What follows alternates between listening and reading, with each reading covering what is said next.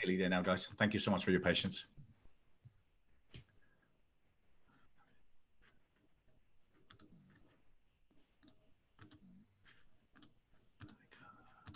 Okay, cool. Guys, everyone, thank you so much for being here. It's Bernardo Moya. I'm the founder of The Best Stew and author of The Question. And I'm very excited today to have, well, another lineup of phenomenal speakers and inspirers that are out there sharing their message and obviously looking at ways to reframe the current situation that we have. So, Naima, you're in the UK, yeah? Yes, that's right, Bernardo. Cool. And how are things for you? I love the way that you use the word reframe. I love the fact that you used it because it's literally been the buzzword for me for the past 3 weeks. It's what I'm talking to everyone about. It's what I'm doing daily on a daily basis. And so how it's been for me is I am using the frame of gratitude and opportunity. And I just feel so blessed because currently, none of my family members have been directly affected by COVID in terms of their health. And I'm just like, we have everything we need.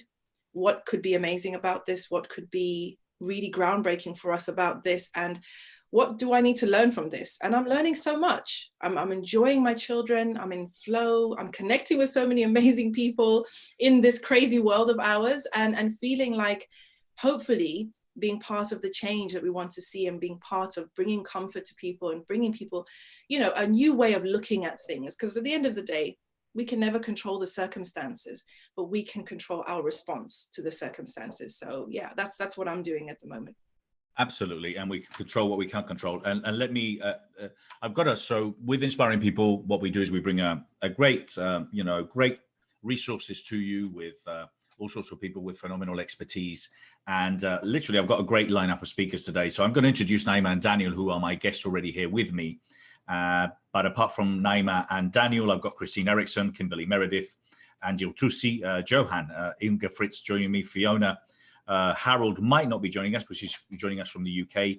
And it might be a bit late for her. Adelaide, Freeman, Sophie, Sabbage, Michael, Tabirade, who I'm looking forward to speaking to as well, Tim Cooper, Antoinette Jones, Ilse Passet, Karen Parker, Alan Stalvey. I've got also Gloria Acuna, Pam Sherman, and Henning Morales. So we've got a lot of people joining us, and they're literally coming in every 10, 15 minutes. Now, some of you already here, some of my guests are already here in Zoom. Just please bear with me. I will let you in shortly.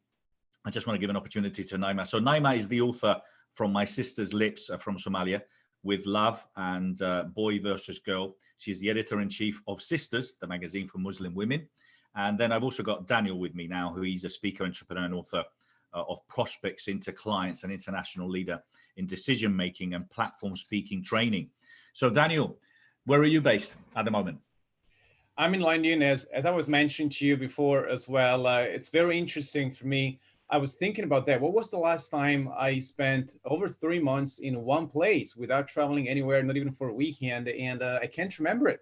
So this is one of the things that I actually love, the opportunity to do something different. And I'd love to spend a couple more words maybe later on about that as well. So yes, I am based in London. I do live in London, and I am right now in London. That doesn't mean that this is not new for me, because of course it is a very new situation, and for certain ways, very exciting as well. How are you dealing with clients, with what you do now? How has it, if any way, had an impact? I mean, I know a lot of people that luckily they've been on the online world, and I'm talking from a business point of view, for quite a few years. But, you know, a lot of us are transitioning into doing a lot more things online. How is it affecting you, and what are you doing, and how are you advising your clients? Yeah, so obviously there has been a few events that have been canceled, some of which were my own events that were not canceled, but either postponed or run online. And then other events where I was supposed to be a guest speaker. And again, this is an opportunity to innovate. I was lucky enough to be already online. So I was already regularly running online events, but I was also running a lot of live events in London. And of course, in the short term, the business is affected. But what I believe is that when something like this happens, it's not something that is completely ruining the momentum. It's not something that is taking us back. It's simply something that is taking us forward faster. What's happening right now is a catalyst. What's happening right now is something that is accelerating a certain process that was going to happen anyway. So the world was going towards online events more and more anyway. The world was going towards smart working and a number of different things anyway.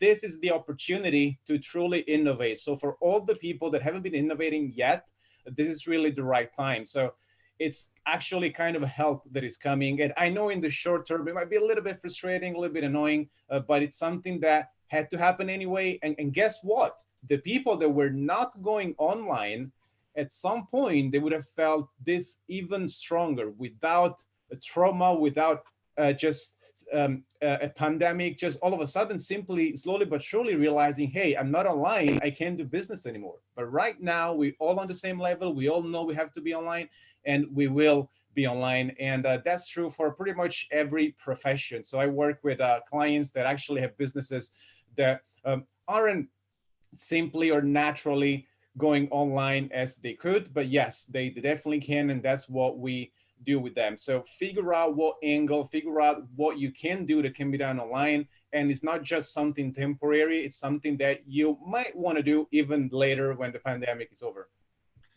Thank you, Daniel. Great advice. And what about you, Naima? How, if in any way, or what are you doing to kind of help your community? We were talking about reframing and obviously, looking at what's going on and, reviewing and kind of seeing how we can move forward with it. But what are you doing more of, and what kind of messages are you sharing?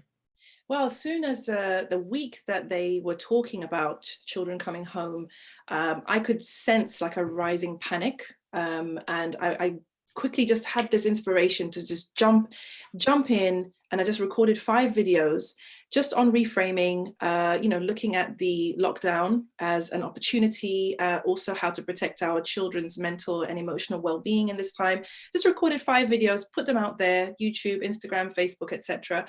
And just from that, I've just been called again and again and again to speak on this topic, on TV, on webinars, online summits and all of this. And I'm telling my clients, because I work with some clients who want to build their profile as speakers, as thought leaders, really. And I said to them that there will be 3 responses in this time.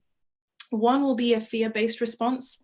And those are the people who will be panic buying, who will be kind of obsessing over what could happen, what ifs, the negative, and in that downward spiral, right? Then there are those people who will be based in denial. And so they just want to check out of this whole situation. And they're the ones binging on Netflix and, eating too much, whatever snacks and junk food they can get, right? But then there's a third group of people who are opportunity focused. And those people see that the world more than ever needs people who are courageous enough to lead and to stand up and be seen and be heard.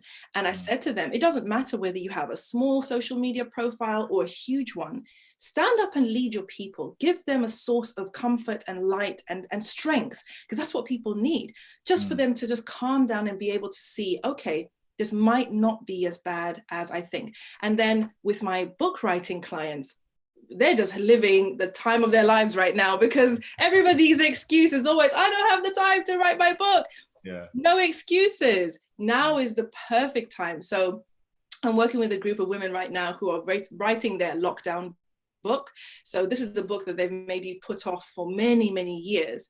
And they now see this as an opportunity to actually emerge from this time with something tangible. Imagine coming out of, 2-3 months of lockdown with your book finally in your hand. How cool would that be? So that's what we're doing. So it's been going really well. Brilliant, Naima. Thank you. And I agree. I mean, I've got a similar view when it comes down. I've always said there's 3 types of people. Those that have, even if they're alive, they've given up on life, i.e. they're walking dead, because they just simply do not want to learn, transform, change, grow, evolve. There's those that are looking at what others are doing, and then there's those that lead.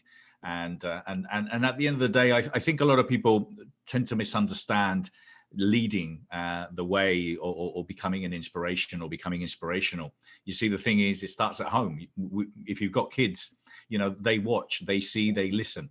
So if you're being positive, proactive, buzzing, you're reinventing yourself, all this will be phenomenal, food for them, for them to change and transform their lives, and also look at you and say, look, this is what my parents did. So remember, everyone is watching, and honesty starts with yourself. So if you lie to yourself, trust me, you're going to get a lot more lies from other people too.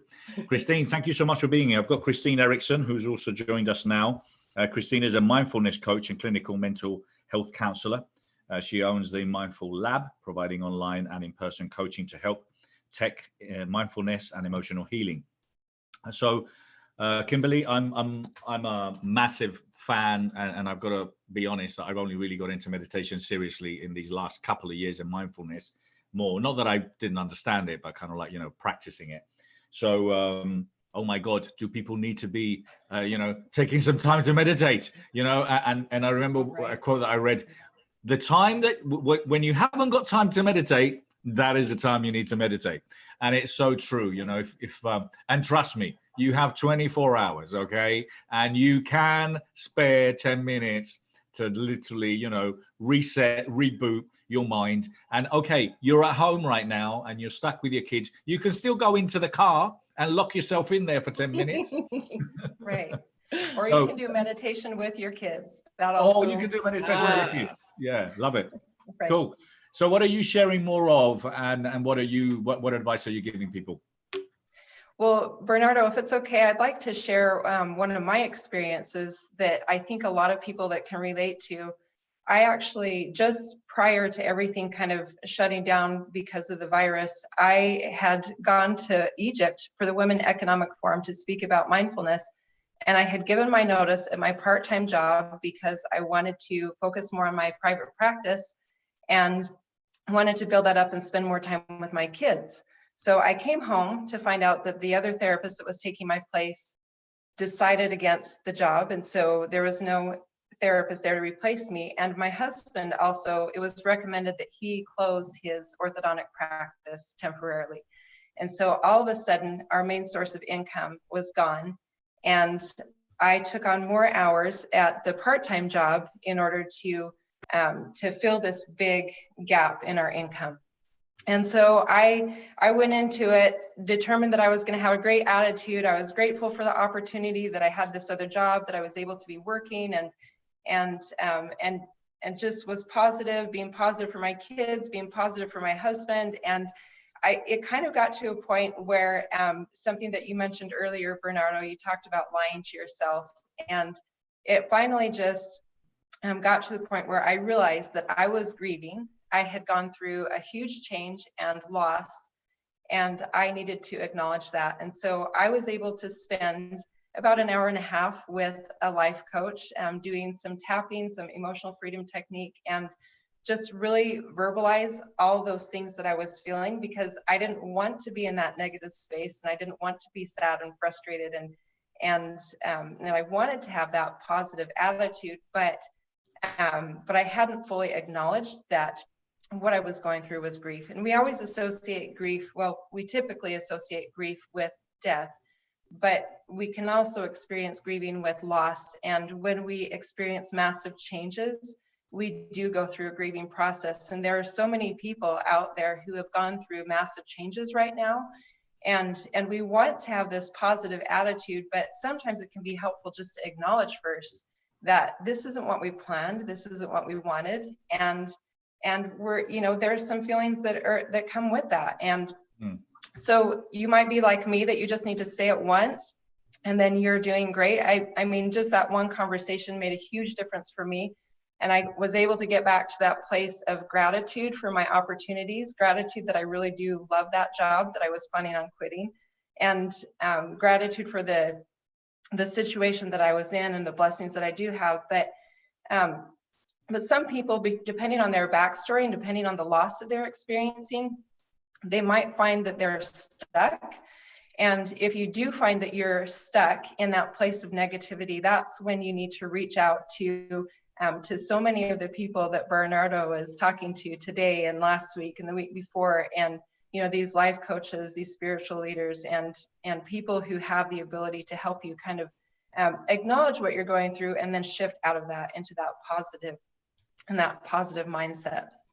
So that's Well, something that I kind of been working with people about. Well, thank you, and quite rightly, you know, we all share grief in many different kinds of ways, and it's good to be able to have, you know, the opportunity to be aware. For some of you that are joining us now, that are my guests, please, I'll be letting you in, you know, slowly but surely. So please bear with us. If you are watching this and you're on Facebook, please make sure you watch party, share it out there, because God knows that people need some positivity out there. I think one of the great things of now is that, you know, a lot of people that are negative are at home. So, you know, kind of, but they're still spreading the word. Yeah. So, you know, my favorite quote, my favorite hashtag is #no negativity. And if you have some friends that might need it, share it with them. Say, hey, listen to this, my friend. So I think it's obviously about the mind. It's about obviously looking at kind of what's going on and understanding what's going on. I mean, I think kind of, I was talking to my team yesterday, and I was talking, for example, about the reality. I think we've gone, I think we're slowly, surely now into the reality of what's going on.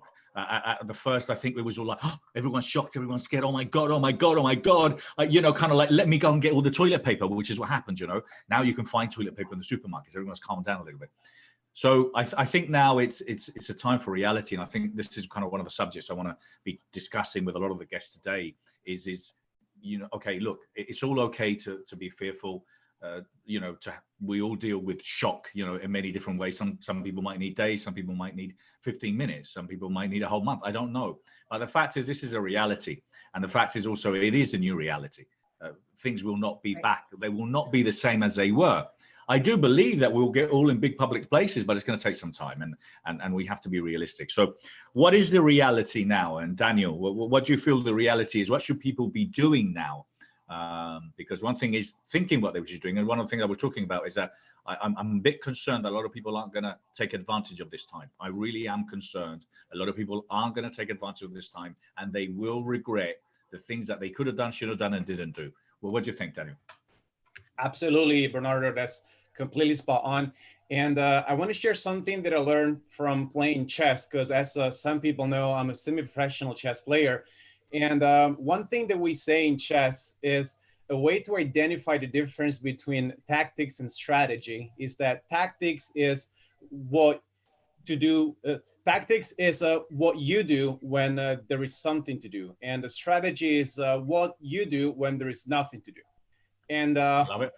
Being a master in engineering management as well, I realized that it's exactly the same in every other area, especially in business and in life in general. So a lot of people, and it's something that I see with my eyes every single day in my practice, a lot of people easily get stuck working in their business or working in their projects without really taking a step back and seeing the big picture and working on their business and so on. So right now, we have a great opportunity to avoid the distraction of the constant tactical play. So right now, maybe some coaches, some consultants, some experts were using all their time to really manage the day-to-day and simply see clients after clients after client. And what was happening is that they never had the time to strategize because there was always something concrete to do, some precise steps, step A, step B, step C. Right now, all this free time should really be used to strategize. So really seeing the big pictures, understanding what can be done right now that can have an impact later on, that can have consequences in the future. And the reason I'm saying this is not about productivity. Of course, it's a good moment to be productive, but there's no pressure to be especially productive right now. I'm really talking about having a different type of thinking. So thinking strategically rather than tactically. What you do when there's nothing to do is understanding the fundamentals of where you're at and where you would like to be and how you want to ultimately get there. So think about building a long-term competitive advantage. Think about what makes you different. Think about who you really want to reach out. These are the types of consideration that people should be making right now and really spending some time on that and simply think and creating a plan of action that can be implemented over the course over a long period of time. Why not? Daniel, that's brilliant advice. And I won't play chess with you, okay? I'm just telling you that right now, my friend. I've been playing with a computer, like, doing some of these, and I try to put the level up, and I went down a level again. No, I'm joking, but I'm just saying it's kind of like, so look, I think that's the thing. The thing is about, I do believe it isn't about putting pressure on yourself. I think a lot of the message out there, you have to write a book. No, you don't. You don't have to write a book. There's a lot of things that you don't necessarily have to do. But obviously, literally planning and strategizing and being solution driven and being part of the solution is what you need to do. And again, if there's a number of things that you feel that you could do or should do now, it is the time to plan it, because again, you don't want to be in a situation where you haven't reinvented yourself, you haven't studied new things, you haven't learned new things. And I want to talk a little bit about what we could or should learn. Now, before I introduce the new guests that I have, which is Angel and Johann, Naima, anything you wanted to add to that? Just really briefly, what I'm so grateful for in this time is the opportunity to redesign my life. And you said how, going back to, this is our reality, this is our new reality. And, some people are saying, how long will it be until we go back to normal? I can't help thinking that I hope we don't go back to normal. I hope we go back to better. That when we come through this crisis, that we don't lose the lessons that we learned along the way, that we don't lose what we learned about ourselves, about our time, about our families, what's really important. So anyway, I'm really hoping that we can all use this time to get clarity on the things that really matter to us, and then design our lives in a way that we can truly live cherishing those things, nurturing those things, building the things that really matter to us, not about what social media says or our friends say, or even what the whole society thing, just you yourself. How do you want to walk in the world? What kind of life do you want to live? And spend some time now investing in the future, because a lot of people, I think, are in panic. They can't even see that there's a future. It's like, oh my God, oh, what if? And it's like, it's okay, this too shall pass. As human beings, we've been through many of these types of things before. So redesigning my life, I think, and encouraging people to also just be as mindful when this is over as they are at the moment. That's great. And it is, I mean, you both hit on it, is about thinking. I mean, you were talking about questions. For me, obviously, I'm a massive believer on that. It's about asking yourself empowering questions. If you ask yourself empowering questions consciously and unconsciously, you will start moving towards that, and write them down. Ask yourself empowering questions. And I keep giving people the example. You go to bed one night asking yourself a question or something that's challenging, and what happens? You wake up at 4 o'clock in the morning, sha-chang, I got it. So, we've got so much more knowledge, and we really appreciate and understand. So I've got Angel Tuccy. Hey, Angel, how are you? So Angel is an author, speaker, media and publicity specialist. She's also the CEO of Vedette Global, a media influencer training company. And I've also got Johann, aka the curator of health expertise. He's a cancer survivor, motivational speaker, founder and CEO of the UK Health Radio Network. And his mantra is good health is a choice. And apart from that, he's got some very cool glasses on, just like me. Angel, how are you? I am doing fantastic, Bernardo. How are you? Good, darling. Every time I see you, you look younger. I don't know what you do, but keep doing it. You look brilliant. Absolutely. How's things? Things are okay. I'm quarantining here in Denver, Colorado. My husband is here, my son is here, and for the last 3 weeks, my daughters were able to be here with us. So we're pretty blessed.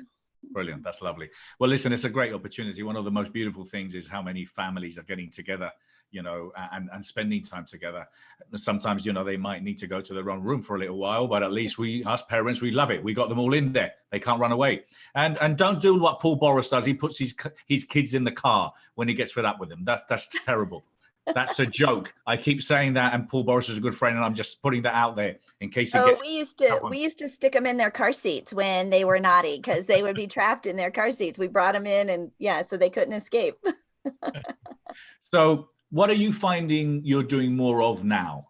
What are you finding you're doing more of now with your clients, your customers, and you personally? I'm doing a whole lot more of this, Bernardo. I feel like I am Zoom hopping. at first, about a month ago, I was super excited to have my own teleporting machine where I could go from event to event with not sitting in traffic, not commuting. I felt like I was so productive. But after about a month of Zoom hopping, I now feel like I have ZF, Zoom fatigue. Yeah. Because it is so easy to just stay here in this space and to stay connected. I do. I feel like I'm busier than ever. So I am really working on that balance of stepping away from this and getting some exercise and getting some sleep, because it has been so easy to pivot and to stay connected thanks to technology. Yeah, no, absolutely. And I was sharing a little bit of that last week, kind of I've found myself working.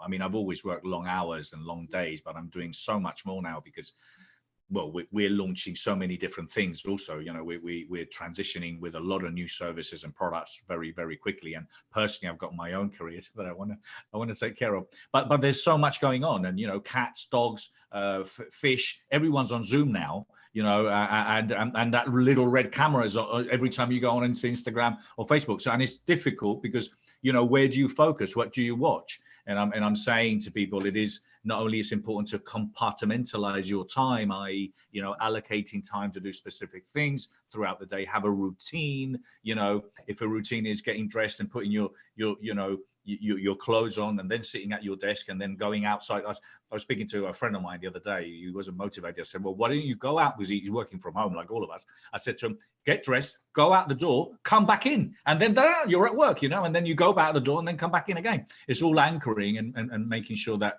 we are in the right frame of mind. But it is also important to make sure that we're watching the right things, listening to the right people, because there's too much noise out there. There's too much distraction, Johann. There is a lot of distraction these days, but there's also a lot more access to people we would not normally have access to. Yes. And so there is this balance. And I think, as we were talking about, how do you become that better you out of this, that there is an opportunity that what were those things that, before you came into this pandemic time, what were those achievements and those things that you had set up for yourself? We have more access now more than ever, but you're right. We need to time block. We need to have a schedule. We need to manage our time even more so, because it is so easy to get distracted.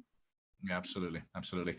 Johann, how are you? Hope the family's all well. And so Johann's been I'm a massive fan of Johann, the platform that he's built with UK Health Radio and Health Magazine. He's a man that reinvented himself, obviously because of his personal circumstances.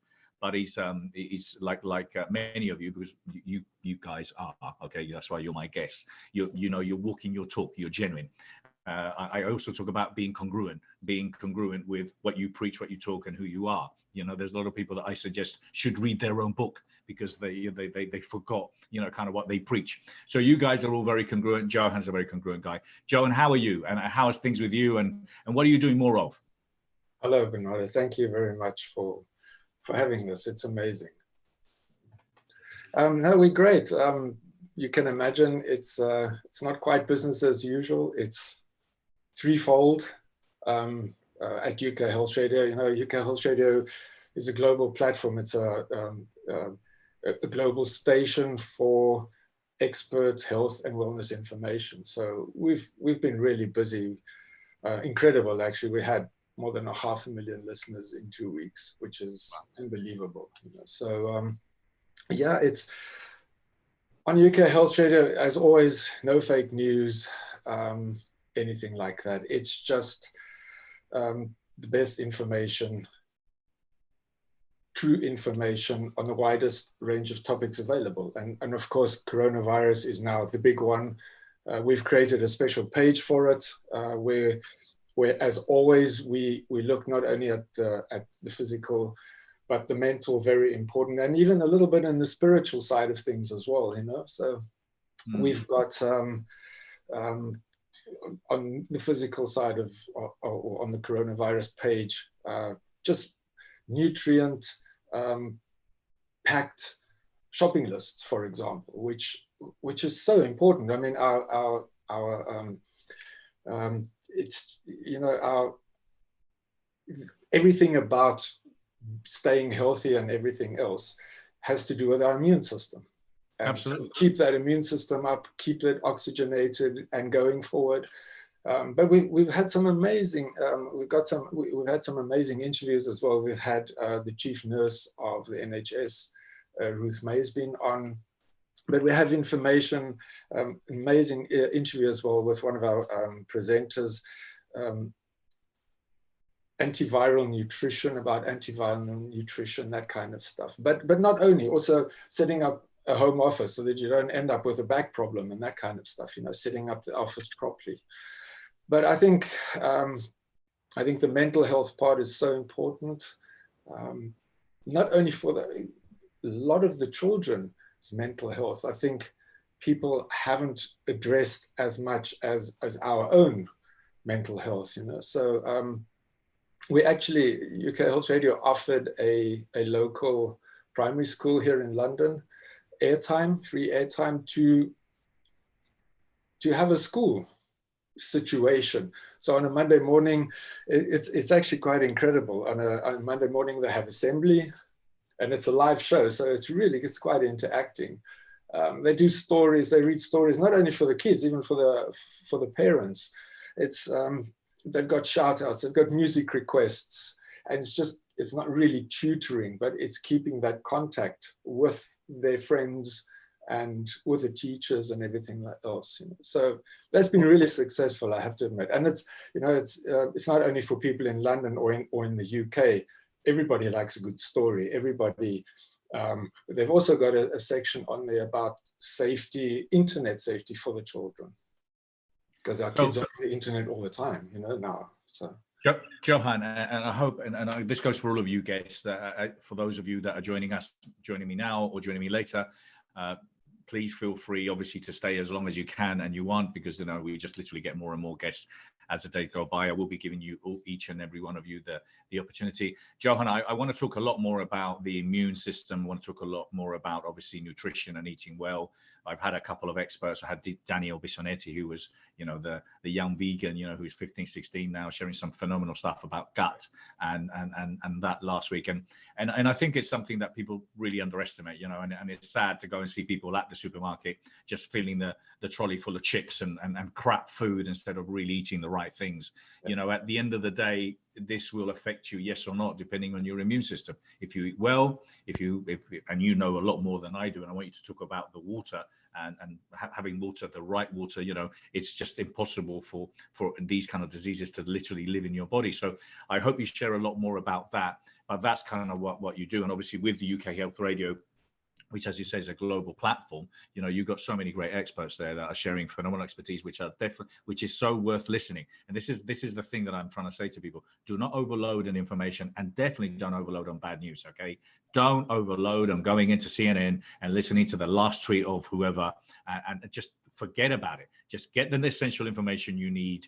Okay, which is the essential information, which we already know. Wash your hands, wash it for 20 seconds. Do that frequently. Don't rub your nose when you touch someone else or something. You know, it's just basic knowledge. You've got that information. You know you've got to have a mask on. That's it. Okay, plug in, go in for half an hour to see what's the update, and then focus on how can you take care of yourself? How can you be healthier? How can you be stronger? You know, because if you have a good, strong immune system, it's very, very unlikely that you will get ill. And that's the fact, okay? That's the fact. So I've got Kimberly Meredith now, who's also joined us. Kimberly is a medical intuitive trance channeler, psychic surgeon, hands-on healer, and spiritual teacher. So as you can see, we've got a massive variety of all sorts of people talking about all sorts of things. So I'm going to give you the mic now, Kimberly, then I want to ask Christine something more about mindfulness. So Kimberly, now you've obviously worked with a lot of people remotely, and you know, you do what you do, and you've got a phenomenal following, and you've been studied by doctors. So how are things for you now? Because, you know, I know you do your very successful radio show as well, but how are things with you? What are you up to? Hi. Yeah, go ahead. Yeah, well, things for me are, I like to stay in a frequency of the dimension, fifth dimension. And I like to help people get in that dimension and stay in the God frequency, which is, I feel God is a many different energetic field of magical frequency, which has many names for God.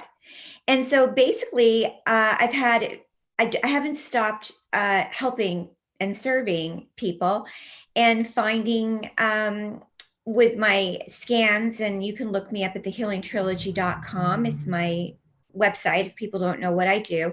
I have an intuitiveness through my eyes and hands, and I have found people with viruses, not just coronavirus, but other viruses that are going on right now, which is strep throat and other things. And, it's interesting, before this even happened, we were having very low immune systems. And of course, boosting our immune system is very important and always has been.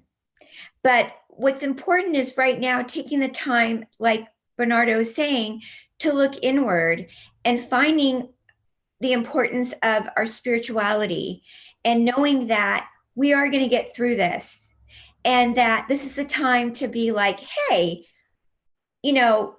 understanding that, yes, this is happening, but when we look back in a few months from now, we made it through, but this is not going to be the same life anymore. We're going to be in a different consciousness, a different awakening, and we're going to be stronger because of it.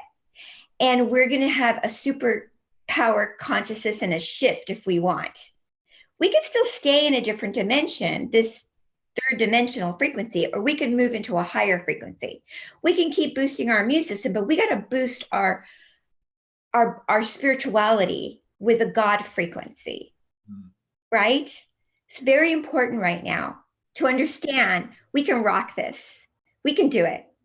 And understanding okay, so I wrote a book in 4 days called Coronavirus Top 21 Tips for Protection. And it's on my website and it's free. The Audible, you have to pay, it's on Amazon, but the other one I put free on another publishing company. And in the book, it talks about the virus, but also has stuff about boosting your immune system with shakes and essential oils. And I'm also writing another book right now that got picked up by a publishing company, a bigger publishing company, about the magical dimension of God. So what I'm trying to say right now on an upbeat, yes, we're going through some pretty hard times, but can we make it out of this? God is blinking through my eyes. Yes. We all have the frequency to tap into the dimensional energy of God. We are children of God, and we are being tested right now. We have been being tested, but we can make it through this. Thank you, Do you Kimberly. want another question, Bernardo? No, thank you. I'm going to come back to you. I love your energy. I met Kimberly in one of her in the studio when she interviewed me, and I love her energy, and I love how positive you always are. I think kind of that was one of the things that, funny enough, I was reading in the news in my 10-minute slot, which I do in the morning. I think I do sometimes 5 minutes. And one of the things I was actually, there was a report saying that, I think it was something in the UK, saying that I think it was like only 10% would want us to go back to normal, because they're saying that they would like a lot of the things that are happening. They like this new normal. And yeah, we weren't normal before anyway. Well, no, we weren't. And I think kind of like, as you're pointing out, what's happening now with all this is that if you look at it from an investment point of view, well, look, having these offices now, these really expensive offices and buildings, well, doesn't make any sense anymore, because, we know that we can work from home. So we can all have our staff working from home. We can work from home. What does it mean? Well, it means I don't have to commute. It means I can live in the countryside. It means I can buy something cheaper. there's all these things that are happening, And then again, I've been reading a lot around electrical cars and electrical vehicles and how we're moving towards that. So it's a really exciting new reality that's coming from this. I'm extremely excited. Am I concerned from a business point of view? Well, yeah, like all of us, we've got to transition quickly, but at the end of the day, I'm very excited about it. So, Christine, from a point of view of quietening the mind, okay, because the problem is that a lot of people have this really, really bad internal dialogue going on in their head, Right. and and you know, the negative people that we were talking about before, and probably those negative people are probably complaining right now, saying, I haven't got an internal dialogue and I'm not negative. Well, we're talking to you. Exactly. Right. And there's a lot of people that don't actually understand that they have an internal dialogue. Oh, I don't have internal dialogue. Yes, you are. You're just talking to yourself right now. That's your internal dialogue. So how does someone quiet the mind so we can then move forward and, you know, just enjoy it? Not basically by quieting the mind, then we can think better. Right. Well, yeah, it takes practice. It takes time, and there are a lot of resources out there, and like people have mentioned today, there are a lot more resources available now. You know, I know that there are resources all over YouTube. I've got mindfulness practices on a YouTube channel and my Facebook page as well. But really, it's about being present with your experience with whatever is happening. And a lot of times it's coming back to the body and what we're experiencing in our body, because our mind is so noisy. And if we can focus our attention on our body and what's in our present experience, and the thoughts are part of that too, but with that mindfulness practice, you learn to notice what type of thoughts you're having, or notice the patterns, and then let it go. You don't have to get sucked into that spiral or that story, and you don't have to be attached to that story. You can just be curious about it and say, well, this is interesting, you know, there's a pattern here, and maybe I need to let go of this pattern, or watch for it when it comes up. So mindfulness is, you know, it's all about the practice. You have to sit and obviously, you know, there's the sitting practice of doing it, that formal practice, but even just being aware of your thought processes and your body and your emotions throughout the day on a regular basis, you can incorporate those in an informal way so that you can be in tune with really what is in your highest best interest. So what is going to serve you best in your relationships, in your decisions that you make with your business. It gives a lot more clarity, because we're not caught up in the story, whether it's a fear story, whether we're trying to fill in the gaps that we just don't have all that information for. If we can tune into our body and just in our intuition, really, more than getting caught up in all of the words of the stories that other people tell us, the stories that we've told ourselves, we can have a lot more clarity and focus and direction. So. That's great advice. Thank you, Christine. And yes, the key word there for me, there was many, but one of them is practice. You know, one can't become an Olympian, you know, gold winner by doing one training. No, you have to practice. One can't become, you know, a champion chess player like our friend Daniel over here, you know, by playing one chess game. No, one can't necessarily make babies with one practice. Some people can, but, you know, it's all practice. It's all practice. So I think with meditation, a lot of time, you know, people get in and say, oh, I'm meditating, and then your voice goes off, oh, this doesn't work. No, it does. You got to practice. Keep at it. I'm just telling you that it's beautiful once you manage to quiet the mind and you learn how to literally, I mean, for me, those 10, 15, 20 minutes literally just puts me in a completely different level all day. It simply does. And then just stopping again for another 5 or 10 minutes, turning off whatever, and just simply quieting the mind 5 or 10 minutes, then gets me going. And so it's very powerful. Angel, Naima, I'll give you the mic. Sorry, 1 minute. So Angel, where and what are the things that you are learning more of? This is kind of one of the subjects I want to ask the experts, because, you know, the experts, the authors, us that are leading the way, you know, advising other people. Are we doing more? Are you doing more? Are you learning more things? And if so, what are you more curious and interested in at the moment?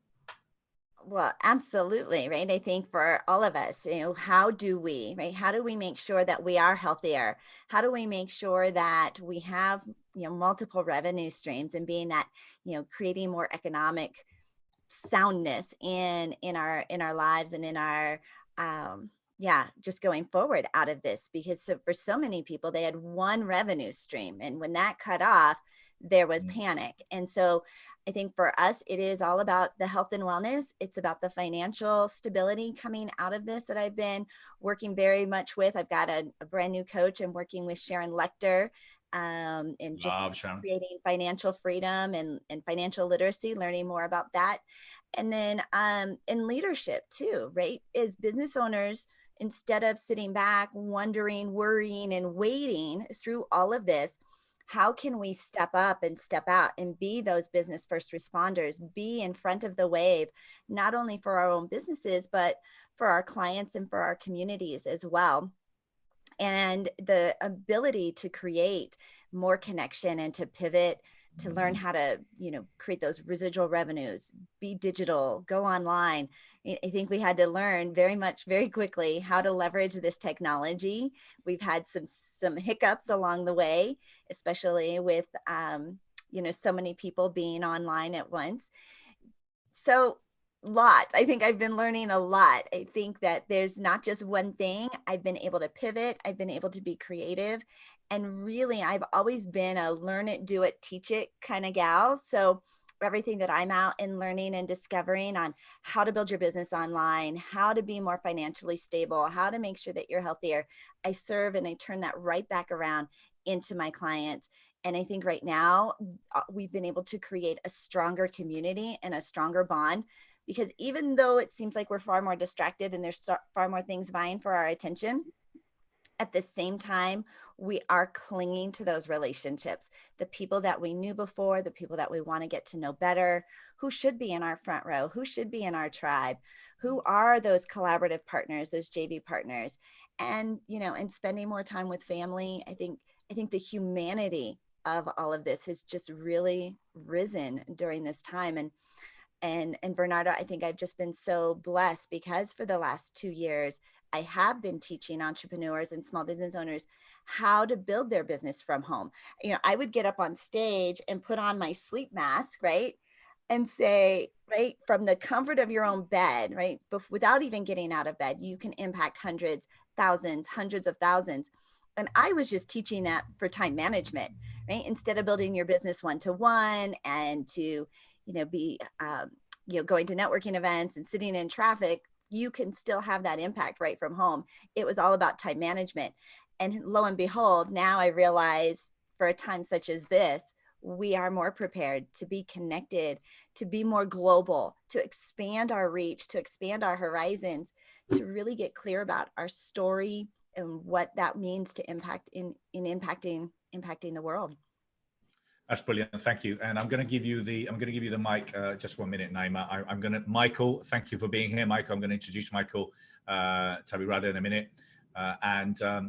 What I wanted to add to that, for me, for example, one of the things that I actually regret not having done more of is really exploring how to invest in stock and really understanding more around wealth management. And one of the things that I'm bringing to the Best You Online is a lot more of a massive variety of expertise. Now, I've always done that with the Best You Expo, where I've wanted to have anyone and everyone within the well-being industry. But it's really important for me now to bring in the doctors, to bring in the nutritionists, to bring in the wealth management, So for example, understanding wealth and what to invest. What are the cutting technologies? Where is technology going? What are the things we should be investing in? And that's one of the things I want to give you guys, coaches, trainers. This is my free advice to you. You need to up your game regarding the skills that you have. Because if you want to become a coach and a trainer and a mentor, you need to coach and mentor and train in any and every aspect of life. And guess one thing, money is quite important. It's quite up there. If you haven't got the wealth, you can read all the personal development books, go to Tony Robbins and bounce up and down and all that. But if you don't actually have any wealth, you don't have any money, you don't have any money coming in, it's worth nothing. So guys, you need to up your game. So Naima, what did you want to share before? And then I want to ask Johann a quick question. I just want to say I just love Angel's energy in the sense that she looks so excited about everything that's happening and Zoom and online. I'm just grinning here. You can't see, but I am. Anyway, I want to say what Christine, to jump off the story, I think that it's really a wonderfully powerful thing for everybody who's listening to just ask yourself, what is the story I'm telling myself about this? Every aspect of it. the lockdown, the self-isolating, the quarantine, my kids being home, my business having to change, that different energy between now I have to go online and now I get to go online. I get to serve my clients in a different way. I get to work with the world. It's such a powerful shift. I have to energy, the heavy energy, versus that I get to the possibility, the joy, the light, which Angel is like still smiling, so I just wanted to just offer that because I found that to be really, really powerful. Brilliant. Thank you so much. And Johann, I'm not going to dictate what you want to talk, but I want to ask you about this. So when you went through your cancer, one of the things that obviously, literally changed and transformed your life was the water. Obviously having the right water. Now, some people might be looking at me and looking at you, nodding your head, and they're going, what the hell are you talking about? I have water from the tap and it's coming out and it's good, but it's not good, is it? And can you explain to us a little bit more about how important it is? Because I've literally been following this, thanks to you, for the last 3 or 4 years. I've always drank a lot of water, but I've drank a lot of the wrong water, okay? And we're not talking about seawater. I'm talking about a lot of the water that even mineral water, which you think is good, isn't necessarily good enough. Can you share a little bit about that and how it helps? Oh, definitely. Bernardo, it's a two-sided coin with nutrition and with water, especially.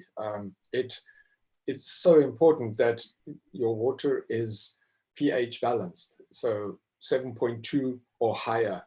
So it's anything under 7.2 is acidic, and everything over that is alkaline. And if you alkaline your body, the way I did, I cured my cancer through an alkaline diet. I've been a vegan as well for about 6 years now, but it's just so important. Cancer cannot survive in an oxygenated alkaline cellular environment. A German biochemist by the name of Dr. Warburg actually won a Nobel Prize for that discovery in 1931. So this information has been out there for a very, very, very long time. Nearly 100 years now, and a lot of people don't know about it, which is unbelievable. Correct, absolutely. And so I'm living proof of it. I was given a year to live. That was 6.5 years ago. I'm fitter now and more healthier now than I've ever been. So it is just so. Living an alkaline life is just so important. And it's not only what you eat and what you drink. That's why I found Christine's section so interesting, because meditation plays a big part of it. It's not only what you eat, it's how you eat and when you eat. It all plays parts. It's all part of being that and keeping that alkaline bubble system within your body. That's perfect. Thank you so much. And I definitely want to come back to you and ask you a few more questions now. We also have here Michael Tabirade. Michael, how are you? Yeah, not too bad. Thank you. And yourself? I'm very good. Thank you. So Michael is the founder of the business and leadership brand Mastery Group. Mm-hmm. He's a coach, an author, and a practical speaker, helping self-starters and independent business owners on how to develop a strong brand presence online. Oh my God, Michael, do people need you? Let me just say, you see, the thing is, Michael coaches people, but the reason he is so successful is because he smiles like he's smiling now, and then all of a sudden, that's it. You feel great, and he's. I remember when I saw you the first time at the expo, you had that beautiful smile. I had to come and shake your hand. Thank you. So I'm glad you still got that smile, even if you're in isolation. How's things with you, and how are you helping your customers, and what's the advice you're sharing out there? Yeah, so it's been a very interesting time. Obviously, COVID has changed the perspectives, the mindsets of many people. For some people, it hasn't even changed their mindset at all. And so for me personally, I'm still keeping busy. And for me, it's about making sure that I get the message out there as much as possible. Because I can say for a lot of people on this actual live right now, the advice that they're giving has been advice that they've been giving for a long time anyway. But what this situation does is that it crystallizes the moment even more. And so when thinking about the sort of message that I give to my community or anybody who listens to what I'm saying, is about focusing on honest impact. And that honest impact really means, how do you actually interpret this situation to understand what has been working for you, what hasn't been working for you, and what are the opportunities you can capitalize on? And sometimes when talking about opportunities, some people start thinking about money and, you know, investing and all this kind of stuff there. But maybe the opportunity is just to look at life a little bit differently, that is more aligned to your values. And when thinking about values, I'm really focusing and focusing on things that are really important to you as an individual. Because again, you know, lots of people, for whatever reason, had toilet paper high on their values. You know, it's crazy. But really going deep, like, is your values focused on authenticity? Is your values focused on honesty? Is your values focused on X, Y, and Z? So I've been really telling people to really sit down and diagnose their life in that way. No one should feel pressured to feel like they have to do anything amazing. If anything, they need to be put in a position where they can really feel comfortable about what's happening and plan their future effectively and intelligently as well. That's great advice, Michael. Yeah, great advice. You know, it isn't about making it difficult. It is about simply, you know, planning and reviewing kind of, you know, what are the important things in life and how you can move forward. I've also got Sophie. Sophie, is it Sophie Sabbage? Is that how you pronounce your name? Sabbage, like cabbage. Sabbage. Okay, well, sorry, I was doing the French touch on this. Sophie. Yeah, it gets Frenched up a lot, but it's just like cabbage. Well, listen, if that's what it is, I normally get it wrong anyway. So whatever I say is always the wrong way around. Fine. So Sophie is an author, keynote speaker, and co-founder of Interaction UK, an award-winning consultancy and senior trainer with More Life to More to Life Foundation.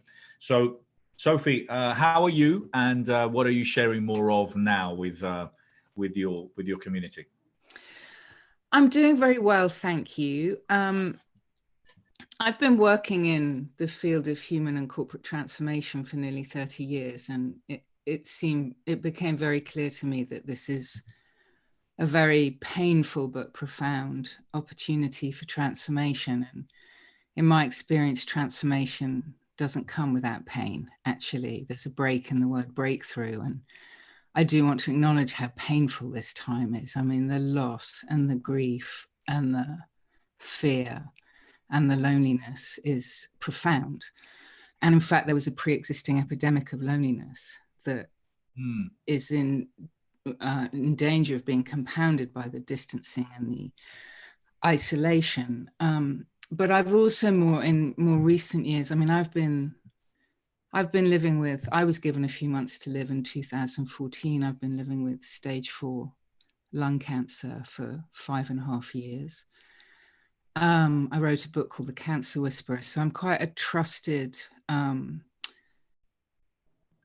trusted as someone in the UK. I've helped a lot of cancer patients and take hold of their fear so it doesn't take hold of them, and run the show, because fear adds emotional disease to physical disease. It also impacts medical outcomes. There's significant evidence to that effect. And,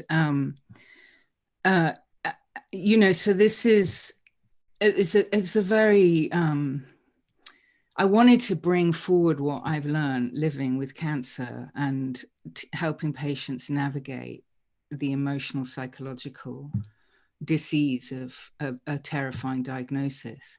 So I actually work with an educational charity called the More to Life Foundation, and we've launched a online masterclass called Transformation in the Time of Coronavirus. I wanted to call it Love in the Time of Coronavirus, but that had been taken by dating apps. Yes, dating websites. Yes. That was a shame. But it's a masterclass in shifting fear, loneliness, and grief, which seem to me the 3 primary forces that we need to address, because this could become the most unifying, connecting experience we've ever known. The entire world is facing the same threat, perhaps for the first time. So this is a free for anyone on the front line. It's a pay what you can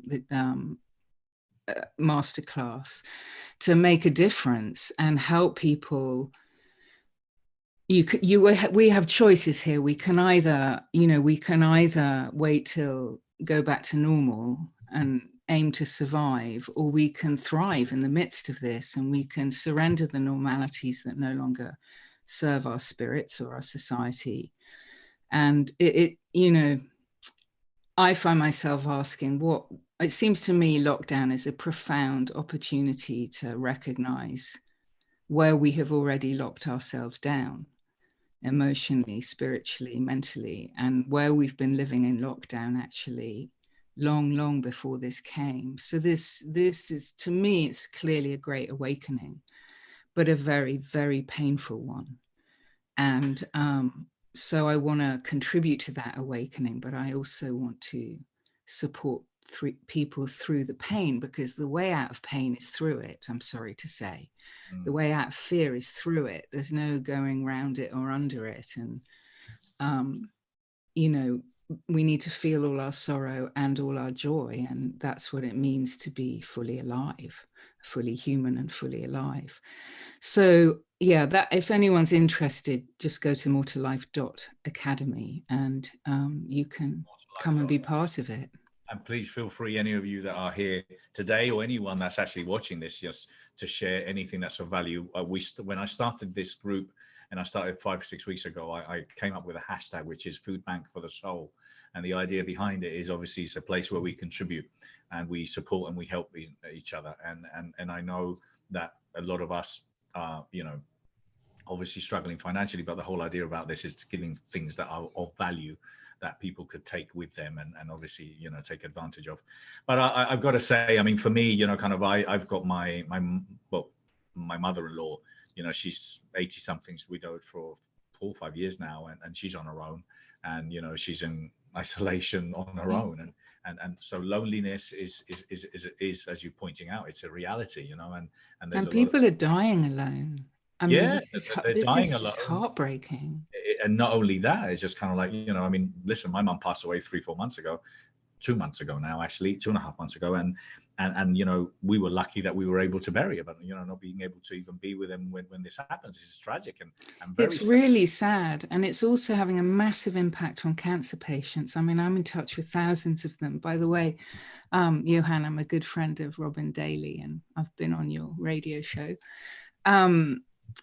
Yeah, I mean, they're having their life-saving treatments cancelled, postponed. I'm coaching clients who are saying, I've come this far with stage 4 brain cancer, and they're leaving me to die. I have stage 4 lung cancer, which makes me very low priority for an ICU bed or a ventilator. I'm quite calm about that. I have nearly died twice, and I'm very much at peace with my mortality, and I'll be taken when I'm taken. But it's a very frightening time for cancer patients who are literally being told, they're being sent do not resuscitate orders by their GPs. No, I know there's some very sad news out there, but then again, it's tough. No, listen, it is. What we're looking for here is obviously, I think the awareness around it is important. And I think a lot of us are aware of it. I think kind of what the message that I want to share here is about being grateful for those of us who are healthy, who are well, who are able to communicate, who have and play a part and contribute what we can. So it's about being part of the solution, and exactly. It's about, putting things in perspective. When you feel sad and sorry for yourself, well, then, wake up, because really, there's a lot going on out there that isn't necessarily. Kimberly, you put your hand up. What is it you wanted to share? I can't stay for too much longer, because I have actually part of what I do as I don't know if you know about me, Sophie, but part of what I do is I'm kind of a new medical intuitive, only 5 years. I had a near-death experience, and I'm like a puppy dog. I scan in with my eyes and blink, and I actually can smell when people have cancer. So I diagnose cancer through Skypes around the country and big expos, and I have a practice, and I would be more than happy to do a free healing and scan on you through Skype. Thank you. And I actually brought down my session for people right now during this pandemic, and I do chakra healing on people, and I give and give and give and give right now through this. And sometimes people don't even know that they have cancer. A lot of what you're saying is absolutely the truth. They are not doing any surgeries. They're not opening up the communities of hospitals right now. They're putting everything on hold. So this is why I'm very busy. I get that you would be very busy. Yeah, I'm glad that I have to go you right in the now. world. I have clients till like 8 o'clock tonight. So, but I'm not charging, very much at all. Well, bless you for that. This is what I do. I don't feel it's really for me to do right now. I feel it's time to give and help. So anyway, you can reach me at thehealingtrilogy.com, and I'm more than happy to do that. And I'm right in sync with I'm really happy to be a part of this group right now. It's really an honor. I love Bernardo, and what I can't see, but my glasses are, but what Johann is saying about the water is right on, because the water, don't take a bath in tap water. Even like there's so much about water. I mean, the water is the number one thing. It is so important we don't drink tap water. And so I give so much apology that I have to go. Don't worry, darling. No worries. It was lovely to see you. I can feel your energy from here. I'm just telling you, I can feel your buzz and your love. So lovely to see you, Kimberly. Take care. Stay safe, darling. All the best. God bless you guys. But definitely, Sophie, I'd love to pray with you and do a scan on you and do a healing for you. And it's through the Holy Spirit. And Kimberly, feel free to put, all of you, feel free to put any service or anything that you're offering here below. Now, I've got a couple of guests that are joining us too. I have Antoinette, Bye, Angel. Bye, Angel. I know Angel and Christine. And bye. Okay, bye. Love you. Bye. Bye. Bye. You, Bye. Michael. So I've got Antoinette Smith here, and Antoinette is the CEO of Empowering Women Extravaganza, whose passion and purpose is to ensure women of all ages know their worth in all aspects of their life. How are you, Antoinette? Oh, hold on. Let me unmute you. Yeah. Hey, how are you? I'm great. Thank you. How about yourself? Very good. Are you out in a restaurant somewhere? It looks like it, huh? No, I'm in. I'm only joking. I'm always trying to see if I can catch someone out there. And so, where are you? Are you at home? And yes, I am. Okay. I'm just joking. I was talking to my team the other day because they were saying, and I was saying, listen, stop complaining. You always said you couldn't get hold of your clients and your customers. They're all at home. Everyone's at home. This is the time to speak. This is the time when people actually pick up the phone. Even when it's a telemarketer trying to sell you some insurance, you pick up the phone. Talk to me. Where are you? What's happening? Anyway, how are you, Antoinette? What's going on in your life, and how are you helping and supporting your community? Oh, awesome. What's going on in my life? My life is actually, pretty good. All is well here in my home. I'm quarantined down with my two daughters. Which they're adults, so I don't have to worry about homeschooling or anything like that. That's good. Right. So many parents are teachers now all of a sudden overnight. Exactly. I didn't have to worry about that. And for me, with my platform being empowering women, what a better time now for women to be empowered. Being locked down, being at home all day. Like you said, this is a new world for us. Mothers who are not used to homeschooling now have to be faced with homeschooling their kids. So things have changed dramatically for what our home life looked like. So now it's time for them to be empowered, to believe in themselves, to know their worth, because we are fearful, and it's okay to be fearful at this time. It's okay to, for a moment, say, what's going on? How are we going to get through this? How is this going to change our lives? And what is our lives going to look like after this is over? So what a better time now to know who you are. For me, I heard someone say, in order to empower our community, we have to first empower ourselves. So yes, I have been taking this time to get more involved, to do a little bit more home training on things, taking training on other things, so I can go back and share with my movements, excuse me, with my lovelies, as I like to call them. They are my lovelies. So I want to be able to have more knowledge to share with them during this time, to encourage them just to have faith, to trust in God at this time and believe that everything is going to be okay. So those are the messages I've been sending out to my community on a daily basis, just trying to, you know, be a force of some wisdom, some funny, you know, tell them have a little fun, you know, be creative, get that in creative mode going. So those are the things I've been sharing with my community right now. Brilliant. Thank you. Thank you so much. Michael, I wanted to ask you, now obviously we've been sharing in all these weekends with all the different experts around reinvention and obviously, you know, looking and exploring, you know, hey, what's going to happen next with what's our 2.0. I'm probably on my 76.0 version of Bernardo, you know. So how does one continue? Because I think a lot of the time people struggle with the word reinvention because they think all of a sudden, Chasang, it's a completely different new. No, it's not. You have assets, you have expertise, you have knowledge that can be used, you know, to simply enhance your skills and to be able to add more things to what you do. So how do you see, or what do you see are the important things when it comes down to being open to reinvent yourself, or, you know, to be able to create new revenue streams or do something you didn't do before? Because there's going to have to be a lot of that. You know, that is the reality.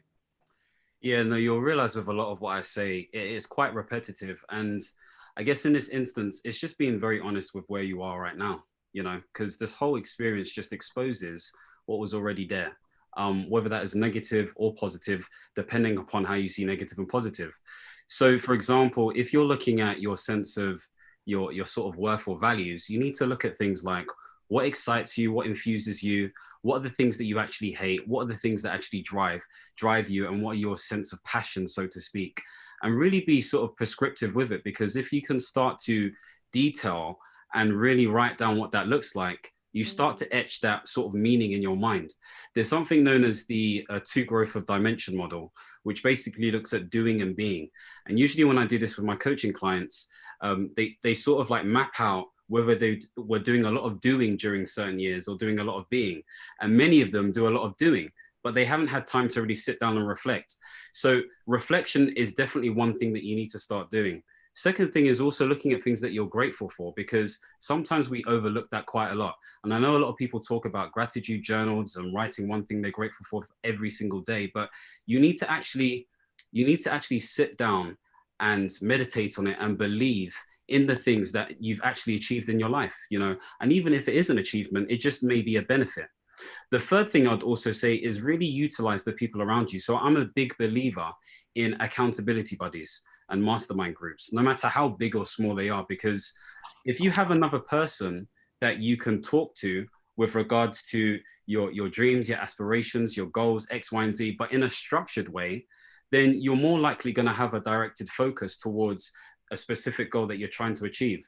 So usually for me, I sit down with an accountability buddy and we look at our objectives, we look at our tasks, progress, and we're proper prescriptive with it. We look at lessons learned and we rate each other out of 10 in terms of how much effort we've actually given towards that specific goal. And that's what we continue to do on a bi-weekly basis. In addition to that, I would always advocate, if you can, obviously, to get a coach, whether that's paid or not paid, you know, or even a mentor-like figure, because it's always good to get some sort of inspiration or direction or facilitation around improving the quality of your thinking. Because during this time, it's about being as aligned and intelligent with your thinking as possible, so that after this, you get to a point where you're doing things based on your own willingness and fuel, but in an intelligent way aligned to you. And that's really important. And this is why I'm always saying, do things from an honest point of view. For many people, especially over the age of 25, that honesty really becomes sort of driven within us from a really big experience that happens, an experience that sets us off in a way where we're like, we need to change our ways. And this is the experience right now that many of us are sort of experiencing. This is a huge spark in history, whether we want to see it that way or not. We are part of history in the making. And so we have a decision right now to create our legacy. And by saying legacy, I'm not saying anything that has to be so tremendous and big, because not everyone's going to respond in the same way, but it needs to be the legacy that you create for yourself. So to answer your question, Bernardo, it starts with being honest and going through the process of creating that honest Mike or honest Bernardo or honest whoever it is. And that's how you'll be able to come out of this situation stronger, because it's an opportunity to really develop your inner strength, I believe, at least anyway. That's great advice. Very precise, straight to the point. Love it. And listen, I'm a massive believer in honesty. Absolutely massive believer in honesty. And I love the idea of it. This being a spark. Absolutely, this is a spark up a lot of people's derrieres. And you know, for those that don't know French, well, hey, Google it. But what you were saying is that there's a lot about doing and being. And I would tell you that what there has been a lot of is a lot of talking. There's been a lot of people that have been talking for a long time too. So there's doers and there's beer. There's people that do and people that be. But there's a lot of people that have talked. And as you quite rightly pointed out, this is a time when they will stand out and they, you know, they will be identified quite clearly. I love the idea about coaches, mentors. Absolutely, you know, people. Seriously, if you're going to take anything from today, apart from the water, and apart from obviously a lot of the stuff that we're sharing here today, get a coach, get a mentor. What I will say to you is that this is what I love my job. I haven't met any of the inspirational speakers that I've worked with, promoted over these years, that is so generous with their time, are willing to stop at any moment to give you any advice they can about anything free of charge. Seriously, they are. And if you ask, you get. If you go and reach out to them, you will ask, you know, you'll ask and you get. I've worked with Sharon Lecter, you know, and she was my mentor, and obviously, you know, I've had a big influence with Richard Bandler with her. But guys, go out there and having a buddy that you can literally, you know, hold you accountable. You need someone that holds you accountable, because, you know, sometimes, you know, it's there's a lot of layer, and sometimes the first word is bull, and we know what the other is, and you can point that out quite quickly when you get a coach and a mentor that really pushes you. So thank you for sharing that. That was brilliant. Antoinette, what do you think is going to come from this? Because I particularly believe that this is going to be a phenomenal opportunity. And I'm gutted this is not happening when I'm 30, because I would really kick some global ass. I'm going to kick global ass, but I don't know if I'm going to have enough time to do as much as I'm going to do, because I feel this is just going to be a phenomenal time ahead of us. I mean, I can feel the creativity right now. I mean, I really feel energy, and obviously, because there's so many people that are thinking. They've never actually stopped and thought about what they're going to do. There's a lot of people are writing books. A lot of people are creating programs. So what do you think is going to come from this as far as creativity is concerned? I totally agree. I think everybody during this pandemic had to find a way to be creative. Even our singers, our athletes, the movie industry, everybody has become very creative and recognized. They already knew, but I think they recognize even more that technology is where we needed to be. We're all Zooming. Everybody is on Zoom now. I think everybody has Zoom fatigue, as Angel was saying. Yeah, I like that, the Zoom fatigue, because, you know, if it wasn't for this, how could any of us get our message across to anybody? So I think people are utilizing that a little bit more.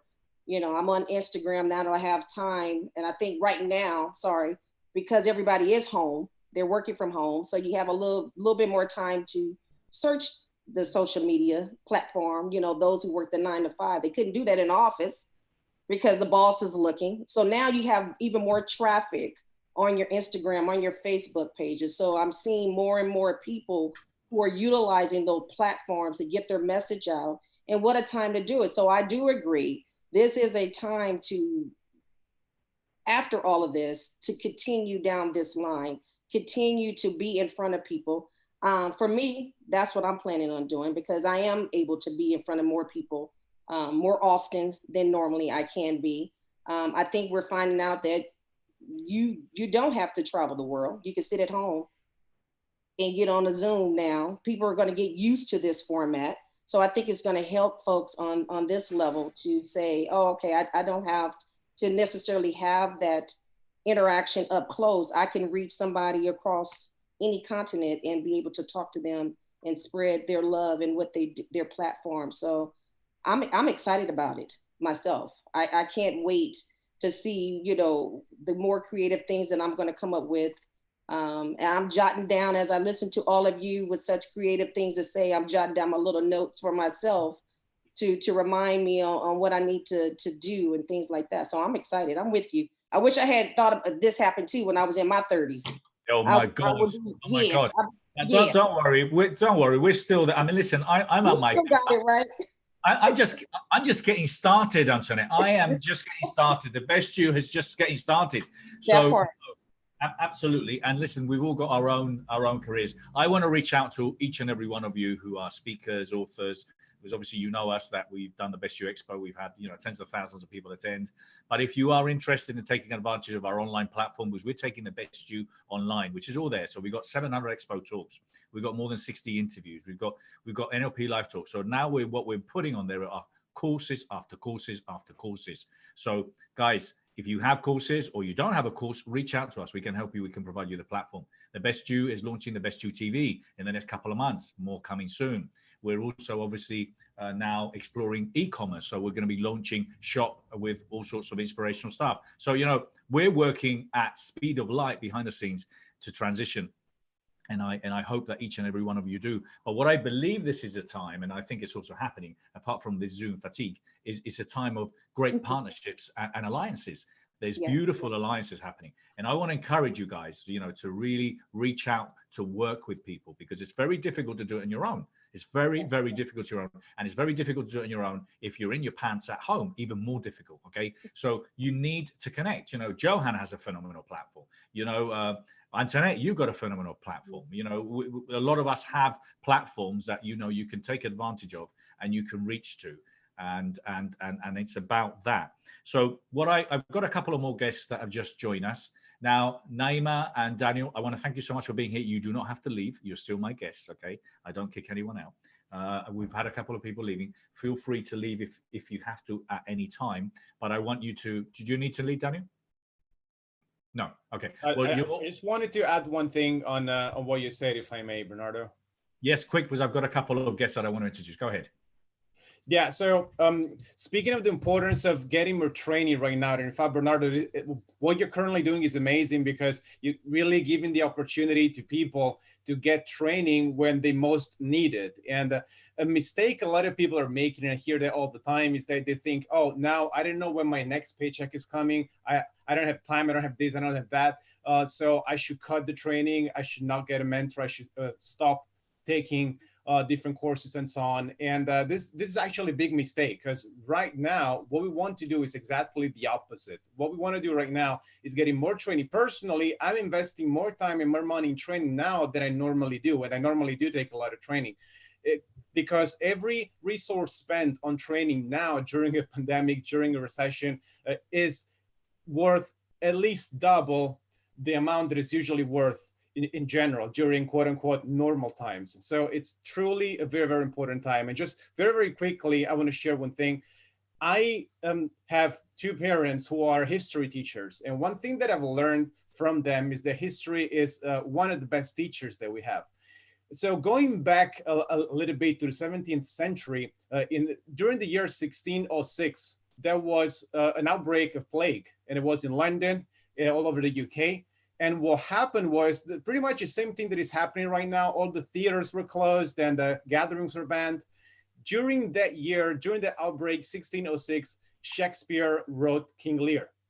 And if Shakespeare had thought, this is not the right time, this is not the right moment to invest, to do this, we wouldn't have King Lear now. And a few years later, something else happened as well. In 1665, there was another outbreak in the UK.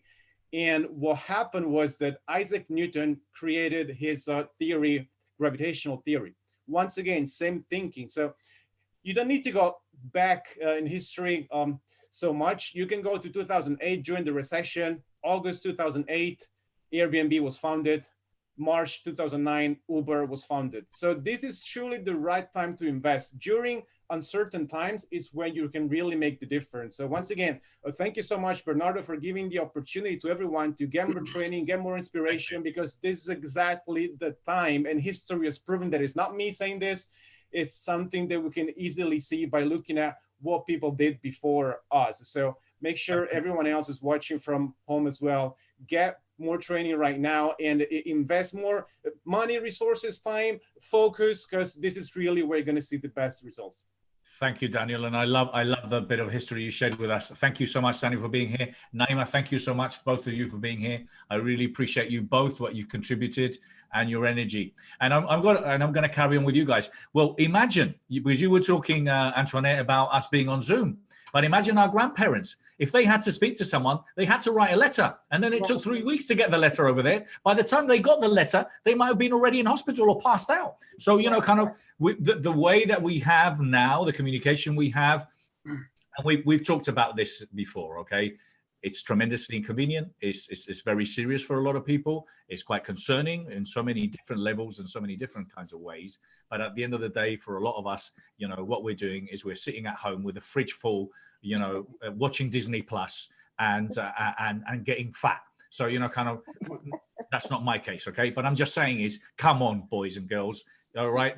What our grandparents went through was tough. You know, when they were at the war, and when that happened for 5 or 6 years. So it's a completely different scenario. I want to introduce my new guests that are here, because there's some faces that have popped up, and you're probably thinking, well, who are these guys? Are they hackers? Did you hear what happened with Zoom when you had all these people coming in and it was people naked and swearing? So they, you know, I just want to make sure that I want to tell you, first of all, that Zoom has taken care of that, thank God. So none of us have to check and who's he or who's she? That's not happening now.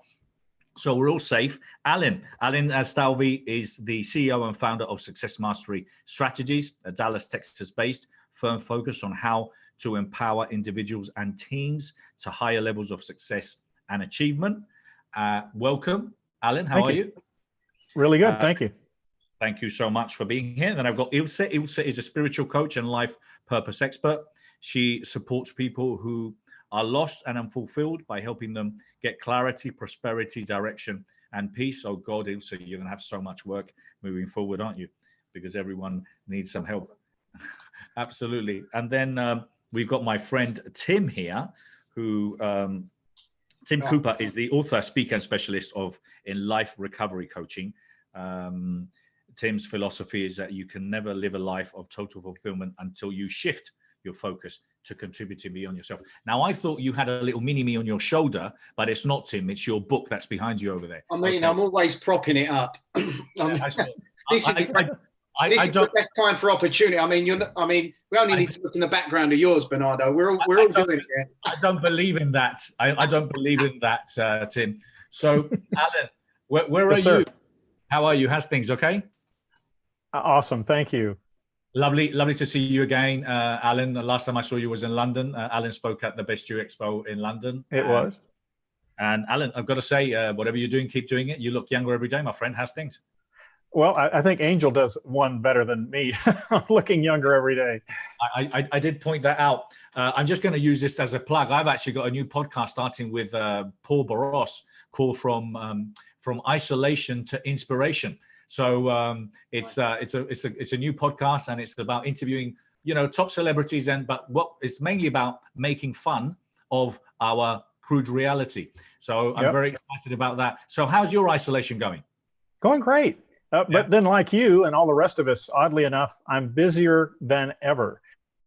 Working sun up to sundown, keeping extremely busy, busier than I had been before.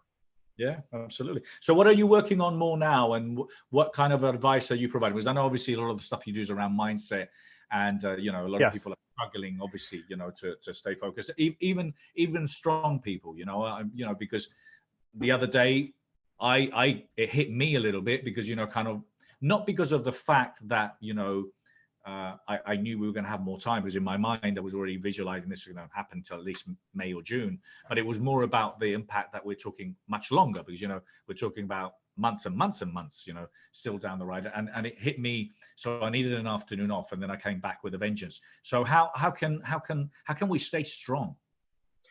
Well, initially I had developed a program that I called it a holistic approach, with a W, not an H. W for whole versus partial. Because as you'd mentioned earlier, Bernardo, it's good to focus on the whole. And I like that Johann is focused on health. And that's one of the pillars of my program. And if you say I look younger, well, maybe it's because I have focused over 40 years on health and vitality. I was a former Air Force medic.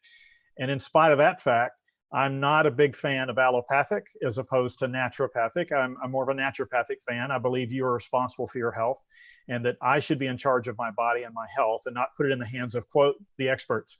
So that's what I do every day. Johann, I'm a big fan. But with my holistic approach, Bernardo, I've initially focused on helping people do 5 key things. I call them the 5 key pillars to a life without limits. But I've modified that a little bit recently. But I started with developing a winning mindset, establishing a solid emotional foundation, creating supportive relationships, mastering time and task management, and boosting health and vitality. Because if you don't have a great mindset, all bets are off.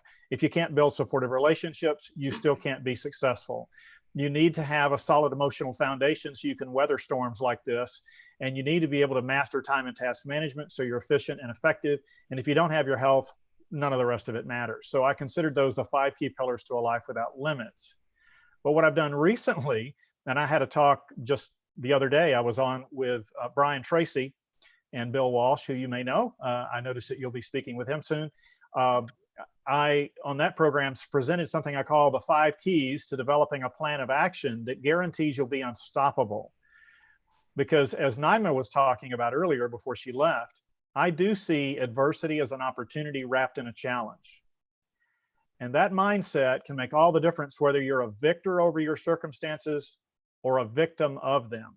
So what I'm focusing on sharing now is these 5 keys to being unstoppable, and it ends with developing a plan. But you need to first boost your resiliency, because if you don't have the flexibility to bend in the storm and in the winds, you'll simply break. You need to clarify your purpose and your passion right now, because there's no better time than in the midst of a crisis to be clear on your purpose and your passion. To establish clear, inspiring, and specific goals, because without them, there's no way to develop a plan. And then develop a plan of action that leads to success. And lastly, and equally important, is reprogram your subconscious, because as you know, about 95% of our gut responses to situations comes from our subconscious pre-programmed operating system. And many of us need an operating system upgrade in order to get through a conflict like this and a crisis like this, so that our subconscious mind is supporting us and not sabotaging us.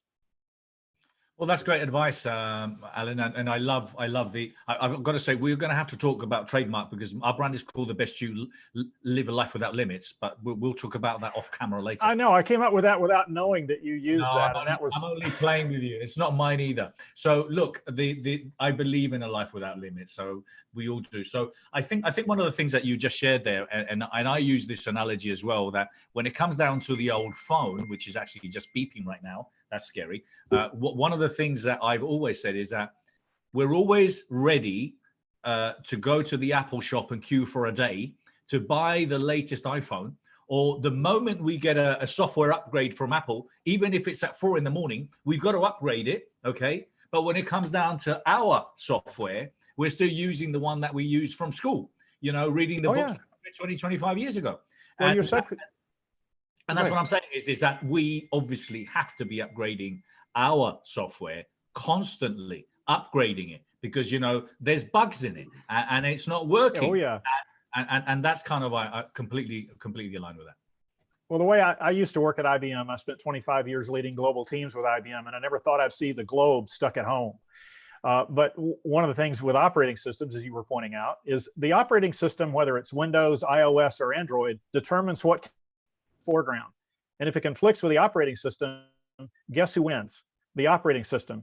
Now, you don't see it as often as you used to on Windows. It's called the blue screen of death, where something performed a routine or tried to execute an instruction the operating system wasn't happy with, and it took the whole system down. But that's what happens with our subconscious mind, is it's really in control. And so if we don't reprogram it, if we don't upgrade, as you were pointing out, our own operating systems, our subconscious mind is going to sabotage us instead of support us. If I could tell a quick story, I was raised in a dysfunctional family with an alcoholic mother who, while I was a preteen, attempted several times to commit suicide. Sometimes I had to save her from doing so. I had an abusive stepfather.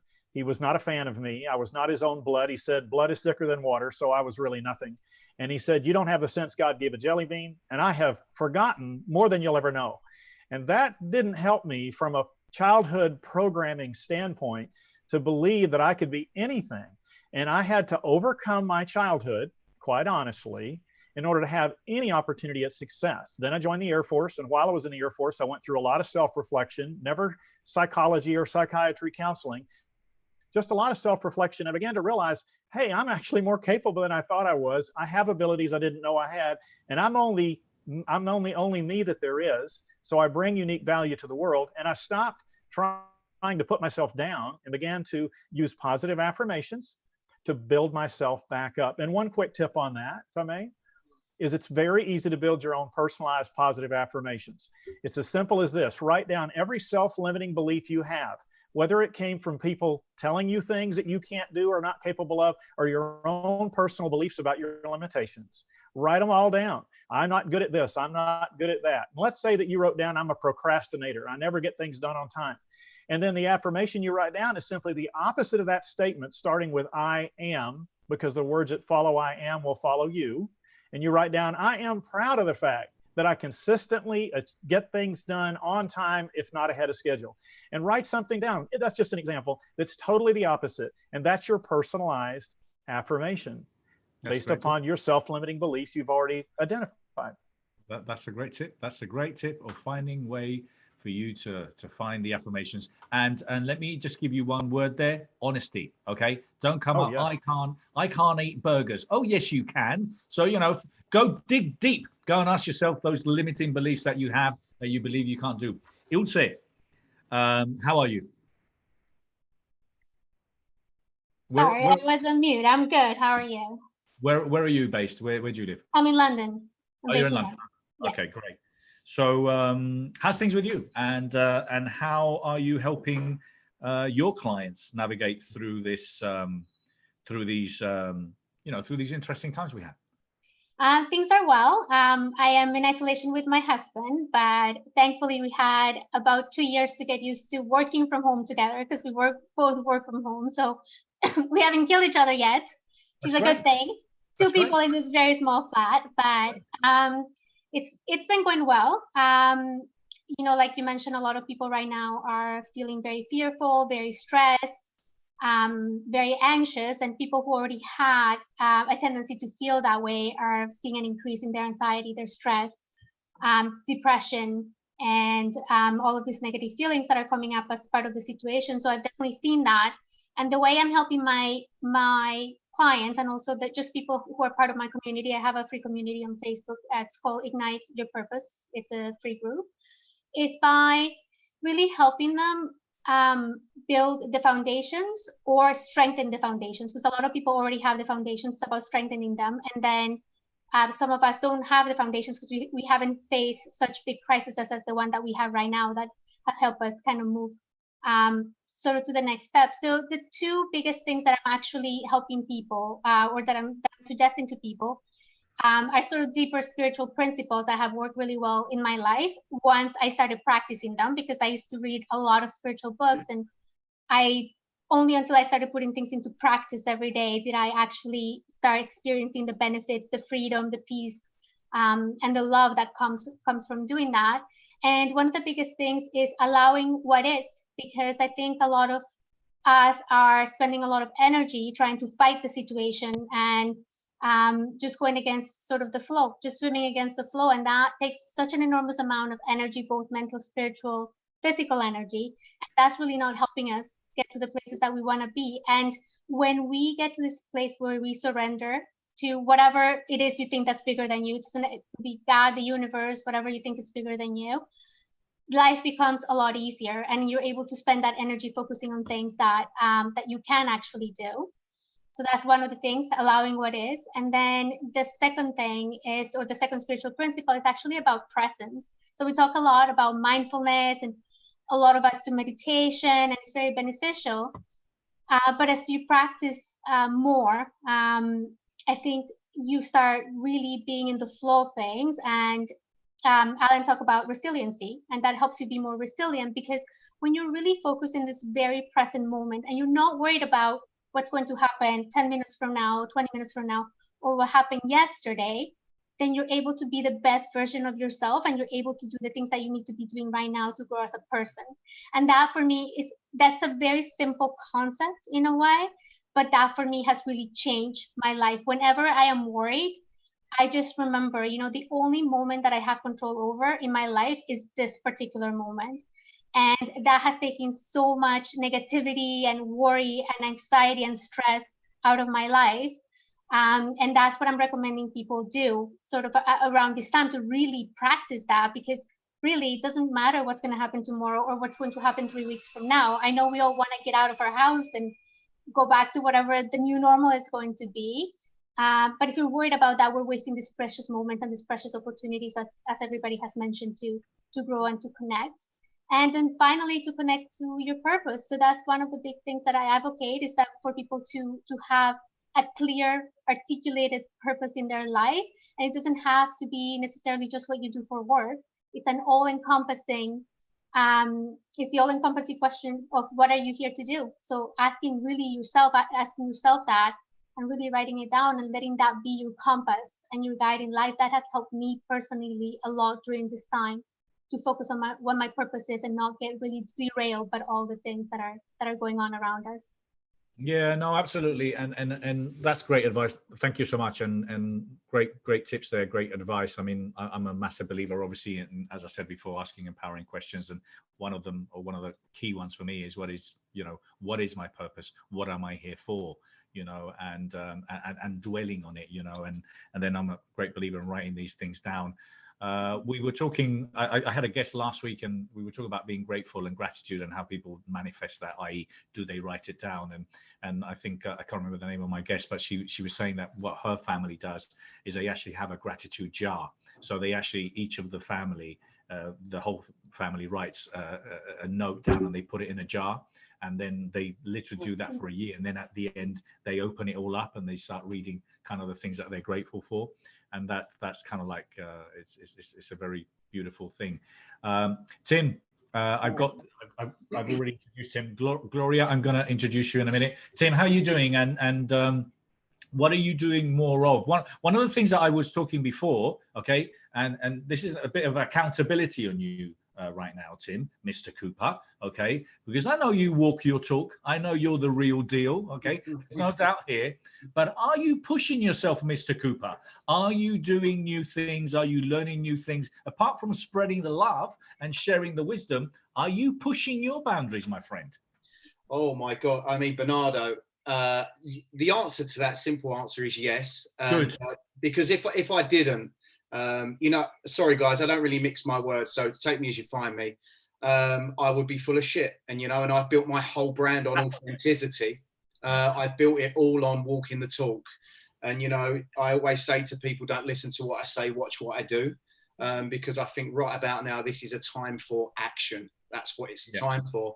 There is huge opportunity right in front of us right now. And I feel that there's loads of different elements, segments and layers of all different people that all need one thing, and that's help. People need help right now.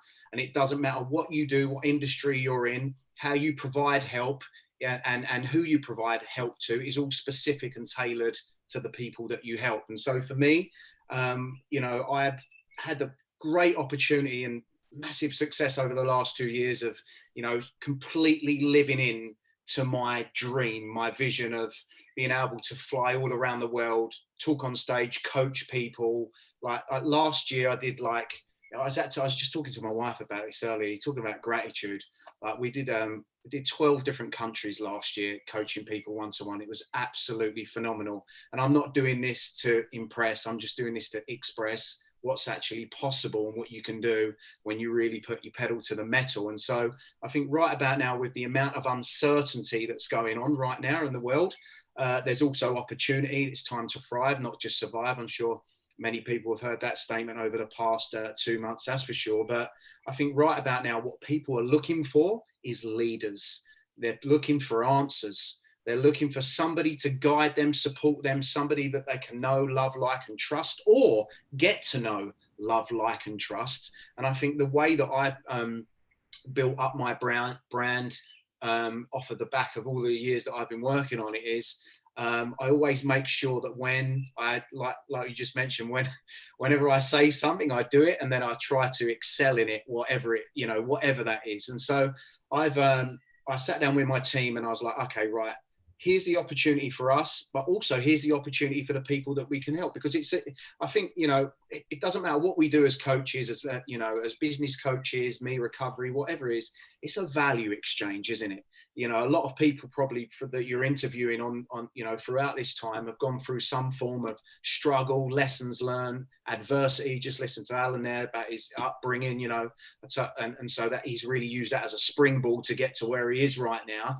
And so the underlining and the underpinning, the blueprint that we're all made of is why we're really on this call, really. That's why we want to serve people, go beyond and give beyond ourselves. And we all know that when we live into that, that's when the hairs stand up on the arms. That's when when you really change someone, when they break through, when you can see it taking place. And so I set up my Academy Monthly, something that I should have pushed the button on a long time ago. But again, my bandwidth was ridiculous, flying all around the world, as I say. And I sat down with my team, I was like, listen, we need something low ticket, low budget, that everyone can get involved with, like that people literally wouldn't even see it going out their bank account. Like when you download an app and then it's like, oh no, $3.99 for a month. And then you're like, shit, I've been paying that for the last 6 months, but I haven't been using it. But we wanted to be able to give that a low level price, an entry product to people. So we did Academy Monthly, which is like £19.97 a month. We've got now thousands of people on that inside a private Facebook group. And I go live. And if you're talking about testing me, my God, Bernardo, I go live for an hour and a half, Monday to Friday, inside that group, live group coaching on new content, and also some of the old foundational and fundamental stuff that needs to obviously create that baseline. But it's pushing me to learn, develop, grow, expand beyond my current self. That's for sure. We get fantastic guests inside the group. And again, guys, if anyone wants to get involved in that, I'd love to get you in. It's a fantastic group of people that we've got. And so I just thought to myself, Bernardo, I need to be giving beyond myself more. And so this is why I opened up the Academy Monthly. Yeah, to say that I'm pushing myself in health, in wealth, in personal development is an understatement, mate. Good, Tim. Good. Okay, that was the accountability section with you. Now, what I wanted to say as well, I think I shared this at the beginning, because Tim was pointing out that we need leaders. Yes, we do need leaders, but at the end of the day, some of you don't be overwhelmed by that. If you're a mother of a family, or you're a father of a family, or you're a big brother, you're a leader. You can lead them. You see, you start leading within your inner circle. That's how it starts. You have to show them the way, and if they see you at home eating potato chips, as they call it over here in America, which in English is crisps, if they see you eating crisps, and they just see you boozing and depressed at home, well, that's the example that they're getting. Now, if they see you that you're reading, you're practicing, you're literally exercising, and you're reinventing yourself, that's what people want. My kids think I'm an absolute lunatic because I keep coming up with ideas, but I would rather them think that than think of me that I'm just a loser, not trying to find ways to kind of improve myself. And I think, don't feel that you have to become Tony Robbins or share the stage with him, because that's going to be difficult anyway. With love, I know nearly all of you can, but I think that's going to be a challenging one. So Gloria Acuna is the founder CEO of Empowering Mummies, spiritual coach and healer for mums. She empowers and heals mums to unleash the inner powers to live a life in alignment with the higher purpose. Now, I'm gonna give you the mic right now, but Johann, because I believe you're going to have to leave in a minute. What would you like to share with us before you leave? Because you're a man with few words, but when you say the words, you're very wise, and I respect you very much and very dearly. What would you like to leave us with? What do you think we should be doing more of, and how could we definitely, make an impact, and what way could we contribute? Bernardo, I think the most important thing that I've learned now as well, before as well, but now I'm even practicing it more, is everybody's always saying you've got to think about things, you've got to think about it. There's a difference between thinking about things and thinking into things. Thinking about things cause fear, anxiety, etc. Thinking into things bring brings you wisdom, if I could call it that. I was once asked in an interview whether I was grateful to cancer. And at that stage, I still had it. So it was a really hard question to answer. But the thing about it is, it opened a door in my head. It opened a way of thinking that I hadn't done before. And I think that was the most important part of it. It's a conscious living. If we all just strive to be conscious in our living, I think we'll get through this much like completely and absolutely strive. You know, Mark Twain said there are two important days in any person's life: the day you're born and the day you find out why. So use the time to find out why. If you're not there yet, go. Exactly what Michael said as well. Johann, thank you so much. Keep up the great work. And well, Johann is the founder of the UK Health Radio. They've got a phenomenal platform with all sorts of great experts on there, in any and every subject related to well-being. And Johann's always on the lookout for, great and talented people, I'm sure, for a lot of his shows. So feel free to reach out to him. Anything else, Johann? No, that's all. Just want to say thank you to everybody. Thanks for who you are and for everything you do. It's amazing. It's just fantastic. And Bernardo, you are a guiding light. Thank you so much. I really appreciate you. I love you, man. Take care. All the best. Lots of love. Thank you very much. Bye-bye.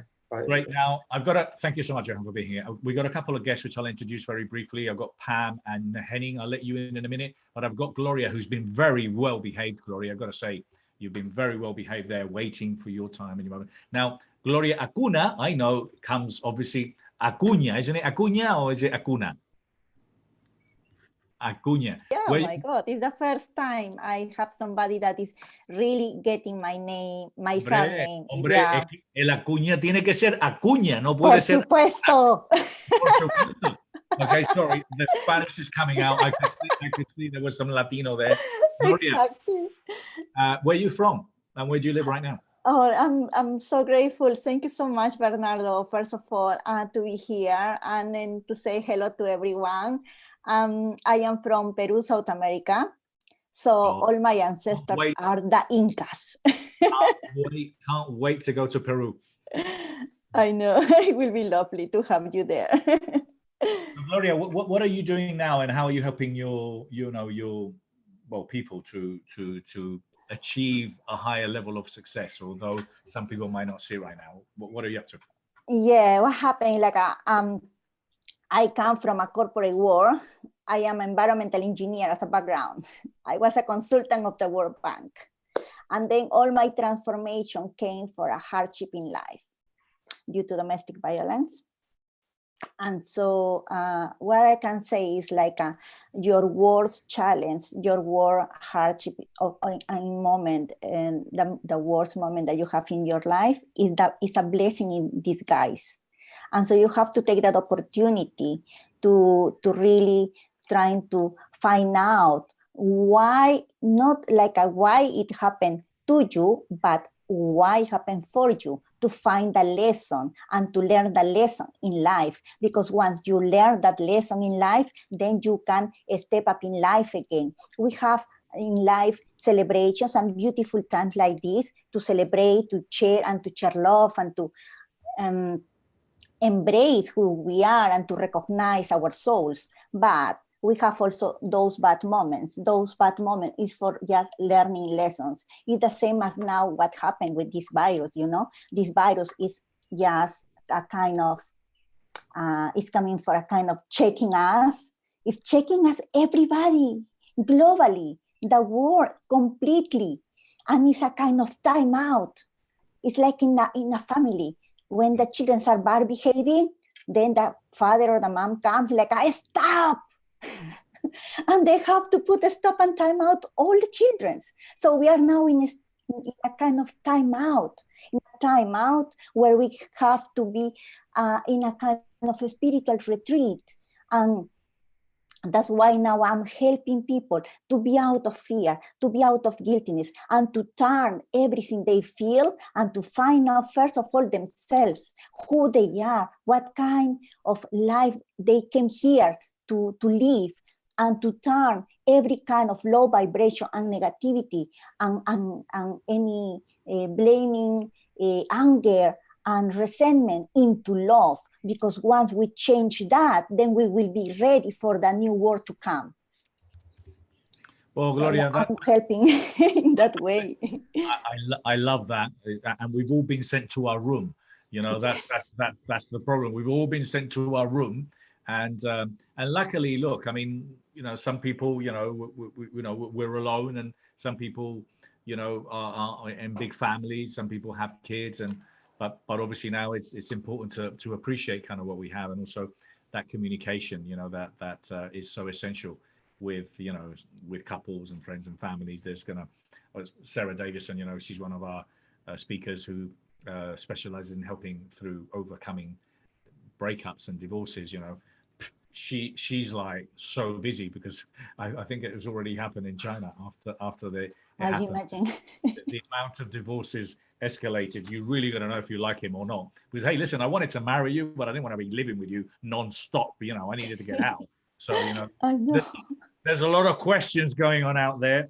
And then for those that are single, you know, how do you go and find someone? You can't. You know, there's so much you can do on Tinder. You know, there's so much you can do on a phone. So, oh my God, this is a complete new. And how do you actually go out and date? Because do you go and date like social distancing? Do you sit in different tables? I mean, there's so many questions. Anyway, so let me get back to the topic before I get on one. So Pam is a certified personal trainer, fitness coach, author, and motivational speaker. Pam is a renowned for her non-response advice, infectious sense of humor, and resilient approach to life. Lovely to see you again, Pam. I've got to say, we met a little while ago now, but you look better than last time. So keep doing what you're doing. Keep doing what you're doing, Pam, because you walk your talk. And then we got Henning Morales, the Henning Morales. Yes, a lot of you saying, is this the actual Henning Morales? Yes, it is. The man, the celebrity. He's widely considered a premier motivational speaker and thought leader. His passion is providing motivation, coaching, and mentorship to young people. So thank you both for joining us here. We started a couple of hours ago, so I've still got some water and I've had some guests coming and going, so I'm still good for a little while. The first one I did for 3.5 hours, and then I did a couple of webinars in the afternoon. So I'm normally at the end, I'm pretty exhausted, but I'm loving kind of these formats where we're getting a lot of people coming and going. And Michael, I know you got to leave us. Michael, I want to thank you so much. Before I give the mic to Pam, is there anything you wanted to share? I love your energy, Michael. You know, I'm a big fan of yours. I love your smile. So what are you going to leave us with? And no pressure. This better be good. All I can say to people is, you know, whether you can hear this or not, this is an opportunity to really lean into your greatness, your value. As Tim was saying, there's a chance, obviously, to really see how you can be valuable to other people. People are definitely looking for leaders. People are definitely looking for facilitators. People are looking for signs to really sort of make the most of this situation, whether that is small or big. So this is the chance as, you know, leaders, thought leaders in our right, to really make an impact in the best way possible. So it was great to meet you all. Hope you all have a fantastic evening or day or morning, depending on where you are. And yeah, it would be great to connect as well. Thank you, Michael. Thank you for your time and thank you for your wisdom. Stay safe. Take care. Bye. Pam, how are you? Bernardo, really great. Thank you for having me back on. And I have to agree with what you said. I would rather have my kids think I'm a lunatic than a loser. Absolutely. Any day of the week. And if they don't agree with me, do what my friend Paul Boris does. Leave them in the car. Not in the boot, but leave them in the car. So, Pam, obviously now to stay strong, to stay focused, to stay motivated, to stay on top of things, you know, having, you know, being fit is kind of up there. You know, with a lot of people, we talked about that. We spend our lives wanting to build wealth, and then, you know, we forget and ignore health. Well, not you, not me, but other people do. And then we spend the latter part of our life, you know, chasing health with the wealth that we've managed to achieve. So keeping that balance right, but also it obviously keeps us focused. It keeps us centered. So how important is it at this time, more than ever, when we can't get into the gym or do a little spinning class? It is more important than ever. And for my 23 years that I've been working with people, I don't have time to work out, that doesn't cut it anymore, because we have more time than ever. So I tell people, it doesn't have to be like our old mindset was, go to the gym for an hour, kill myself, take a 10-minute walk, on my YouTube channel, I have 5-minute videos, 10-minute videos, but get moving. Don't binge on Netflix all day long.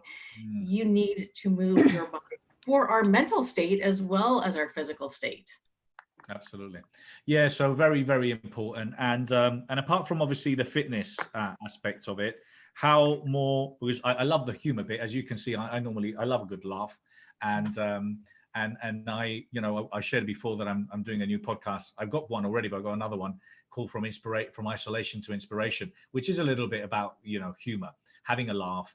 We take the piss, as we call it in English, out of each other. But it's literally about, making humor around the reality that we have. Because humor, there's a great quote that I've shared a couple of times from Richard Bandler, that humor is our invisible shield. And I love it, because humor changes your state. You learn through humor. You remember people through humor. So what do you bring when and how do you bring humor to your clients and customers? What do you do to them? I'm the no nonsense gal. I mean, I'm 53 in a week from now, and I'm too old to beat around the bush. So I'm very realistic and very honest with my clients on, I had a client text me last week, hey Pam, I'm walking by the donut store. And I said, picture that donut on your ass. And she started laughing and I started laughing, like, you know what? There's humor. You can find humor in any situation. And I'm not gonna I don't sugarcoat anything. Like Gloria said, your biggest tragedies can happen for you. You get to a point you're like, I gotta be honest and I gotta be real. And I love making my clients or people laugh and look at things in a different way. So I definitely agree with you 100% on that. Yeah, lovely. Great, thank you. I just wanted to give the mic to Henning. You leaving, Tim? Yeah, I need to shoot off now. Okay. If that's okay.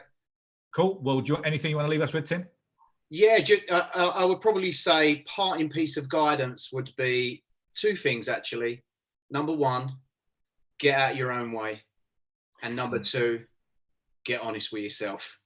Because this time is exposing weaknesses in your financial, in the financial area of your life, in your relationships, in your fitness, in your self-awareness, in your productivity. So I would certainly start with those 2 questions. Number 1 is whenever I do anything, it's like, get honest with yourself. And I mean, get honest with yourself. Don't surface layer it, dive deep, ask yourself why. If you have to ask that why 5 times to get to the real answer, then do it. Because if you don't, you're never really going to uncover, or you're always going to be plastering over the walls. You need to knock down the foundation sometimes and just rebuild. That's what it's all about. So that's what I'd like to leave you with. Thank you so much for the opportunity, guys. If you want to connect with me, thank you very much. I'll put that in the box. Thank you so much. Please do, and share it on Facebook as well, Tim. Thank you so much. Yes, absolutely. See you. Bye. Thank you so much. It's about, we talked about before about doing and being, and then we talked about a lot of people that are just talking. So, we definitely have to do. And also the thing is at the end of the day, and that's what's going to happen, Pam, and I'm going to give you the mic in a minute, Henning, is the fact is that if you don't exercise, you're eventually going to leave the apartment and people are going to see how chubby you've got, and then what? Oh, what did you do? You just spend your time eating donuts and chips. So, start exercising, start preparing, and be productive. Henning, how are you, my friend? Let me unmute you there. Okay, there you go. Doing fine, my friend. How are you doing? It's great to see you. Thank you for having me on. Everyone looks fantastic. I love all the words of wisdom. I've been taking notes. Yeah. Well, Henning, man, I don't know how you shower, but you always look sharp. You probably look sharp. You probably wear a suit when you get into the shower as well. So, Henning, I was going to ask you, how do you always look so sharp? But one of the things I was sharing before, and I want you to obviously share whatever you want, but I was talking about obviously now working at home and being in an environment where we're doing literally the same things, but we have to have, you know, we have to compartmentalize and be productive and do things. Right. How do we get motivated to make things happen and not, you know, fall in a routine and not take advantage of this time? Well, I love what, thank you for asking. I love what some of the speakers have been talking about, some of the panelists. Is really now is a really excellent time to learn and grow. And just, I love the idea of, you know, going inside and introspection, but also learning new skills, learning new, take classes. I mean, now's the time, like you have the time to really learn the things that maybe have been, you know, on the back burner. And with technology, I can't imagine if something like this happened, Bernardo, 30 years ago or 20 years ago, like what people would be doing. It'd be real. If you think they're climbing the walls now, they would really be climbing the walls, because what do you do, right? And the fact that we have all of this information at our disposal to learn, I think that, you know, again, aside from what people have already talked about, which is, you know, looking at your strengths and weaknesses and working on your weaknesses, becoming healthy. Obviously, if you're not healthy, now's the time to really break into that habit, as Pam has been talking about. It's so important to keep your brain busy during these times. And again, stay off the worry, stay off the problem. We know what the problem is. We know what the solution is pretty much. If you don't, you can find out in about 2 seconds. And then now you know what the problem is. Let's get a little bit more productive with our learning. I think that is probably something that I didn't hear other people really talk about, that I would say, you know, go ahead and make sure that that you know get that list out of things you want to know about, and start learning. Take the course, take the class, and take it from there. Yeah, absolutely. No, it's something that we have been kind of exploring around the idea of you know, what is it what are you using, how are you using this time to learn new things? Because, you know, kind of I was saying, from a coach mentor point of view, we also have that responsibility. You know, we have to be upping our game so we can provide our clients with the best advice, and that might be on new technologies, on things to invest on you know, on some new software that you might have come across with, you know, because there's lots of exciting new softwares that are being developed right now. So I wanted to, Ilse, where do you see this going, or what are you going to be focusing on more now moving forward? And Antoinette, I want to bring you in as well. Sorry, Henning, I was just going to give Ilse, I'll come back to you now. Okay, go ahead. Yeah. Ilse, go ahead. Sorry, you were asking, where am I going to focus on? Yeah, what are you focusing on? What are you gonna make sure happens for you personally, professionally, between now and when we get back out? Yeah. Yeah, I'm continuing to focus on my online practice. So I was already lucky enough to be working mostly online before the pandemic hit. But one of the things that I've been kind of shying away from was creating a membership program to be able to serve more people than I am able to one-on-one, because I'm only one person with so many hours in the day. And I was very scared of doing that, because it can become a bit complex, and that's my next thing that I want to do. The same idea as one of the other panelists as well mentioned, is to be able to give as many people as possible as much value as possible, and as much access as possible to me. So that is going to be my main focus in the next 2 or 3 months. And yeah, I could just continue to develop the technological part of my business, all of the marketing, all the funnels, and using all of this great technology that we have, you know, Zoom and all this great free and very low cost technology that we have to be able to make my business more efficient. And thank you. And I've mentioned this before, but please take advantage of our platform. Reach out to us. We've got the best you online now. I mean, we've had it for years, but yeah, we're really pushing courses on it now. So we've got 700 expo talks. We've got a ridiculous amount of content, and we're just now simply going to position ourselves as the leader, you know, kind of what we did with the live, now online. So if you've got content, you know, again, partnerships, alliances, work. Find people that have platforms. You know, it's difficult to do this on your own. It's difficult to create a program on your own. It's difficult to find customers on your own, especially when we've all got limited kind of budgets. Gloria, what are you going to be working on? What are you going to be focusing on when you're allowed out of the room and the naughty corner? The naughty corner. Well, I am helping actually a lot of moms all around the world because all the platform, all what I created was when I was in those challenges in life, and life just threw me in that kind of position of being a mom of a small baby, little baby, and grow up with it, and to know what I'm going to do now. I cannot go back to the 9-to-5 job because I have a small baby. My marriage was broken, and I was in that position. I was really, really in a bad position. So I created something that just pushed me when I was just also helping other moms that were getting through to the same kind of issues. And that's why I created Empowering Mommies. And in the first instance was only kind of just empowerment, encouragement. Then I learned, new skills from science to psychology to cognitive behavioral therapy and all the kind of coaching that I can just also help me to be able to reach other moms more apart from just physically meeting all of them.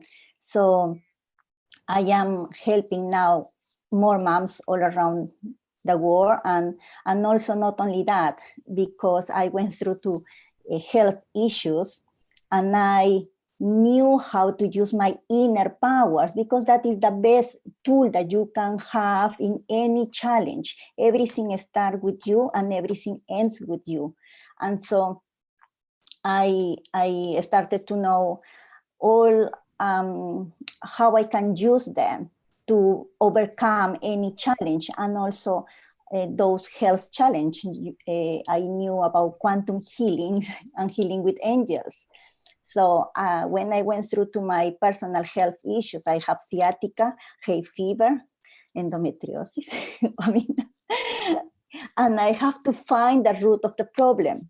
And then I kind of build up my own structure of how it worked for me. And after that experience, then I started to help others for emergency. And then I said, oh my God, I have something here. And so I now know, expanding a little bit now, the part of healing, quantum healing, which is a distance healing, and healing with angels, that also is a distance healing. So in that way also, it's like, oh my God, I mean, that's why when I'm saying, when you are going, trying to reach that goal or that dream is catching you, because you don't know how it is, but then everything is just coming and reaching up to you, because this is the way how you find your mission in life. And that is the way how now I am helping, not only in empowerment, but also in healing issues, mental, physical, and emotional. Especially in this kind of crisis, I already have a lot of ups and downs, because when I'm doing healing, I feel so tired a little bit, and I get it. That is lovely. And we've been talking about that, but obviously, kind of for a lot of families, or, relationships, or, toxic relationships, and this is unfortunately also a tough time, for couples, or, women that are being kind of like, taken advantage of. So I appreciate kind of the help and support that you're bringing. Henning, sorry, you want, and Alan, I'm going to give you, because we've literally got 10 minutes, but I wanted just to give the chance to Henning and Pam, and then Antoinette. I want you to share something as well, and Alan, before we leave. But Henning, what is it you feel we should be doing more of, and kind of what are you focusing on doing more of now? Well, I think that aside from the learning and the courses, I think that I heard one of the other panelists talking about, stepping up as a leader and being an example. And you're talking about, Bernardo, is about your kids. I got 4 of them, so I understand how that goes. And you want to be an example for your kids. You want to be an example for your tribe, however small or big your tribe is. And really, just apply what you know about leadership concepts, but kind of take it up a notch at this point. Remain calm. It could be a lot worse. Like there's so much that could be happening that is not happening. And I think that we should be appreciative first of that we're for the most part safe and secure, and that we see an end in sight, and just kind of try to remain calm as far as that goes, and be a good example. Stay active. What we are doing as a film production company, Fortunately, I had a chance to finish 2 films before all this happened. And now I went ahead and learned, again, you learn how to do things when you need to. I learned how to do remote control editing, where I have 3 editors, and they're in different parts of the country. And we've been finishing these movies through that method. So I'm here with my computer, they're with their computers, and we're continuing to be productive. And if this wouldn't have happened, these movies probably wouldn't have been finished until after summer. Now they're almost done. Yeah, we can't shoot like we want to shoot these films, because they're even a small film has 30 or 40 people on the set. So we have to respect the rules and respect what the city of LA, what they lay down, but at the same time, we can do other things to be productive and plan for when things open back up. So I think those couple of things, figure out a way to be a good example for the people around you, especially if you got kids.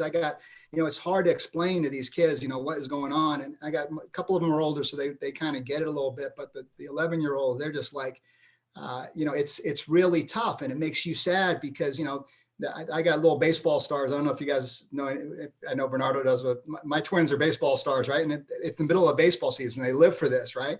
And now they can't play baseball. They can't play with their friends. They can't go to school. It's like, how do you, communicate that? So I think that parenting as well, and just being that good example, tell them the truth, say, hey, this is something that's happening, explain however you need to explain it. But being a good example, you're joking about it a little bit before, so important. With my kids, when I'm with them, we have our cooking time, and then we have our exercise time.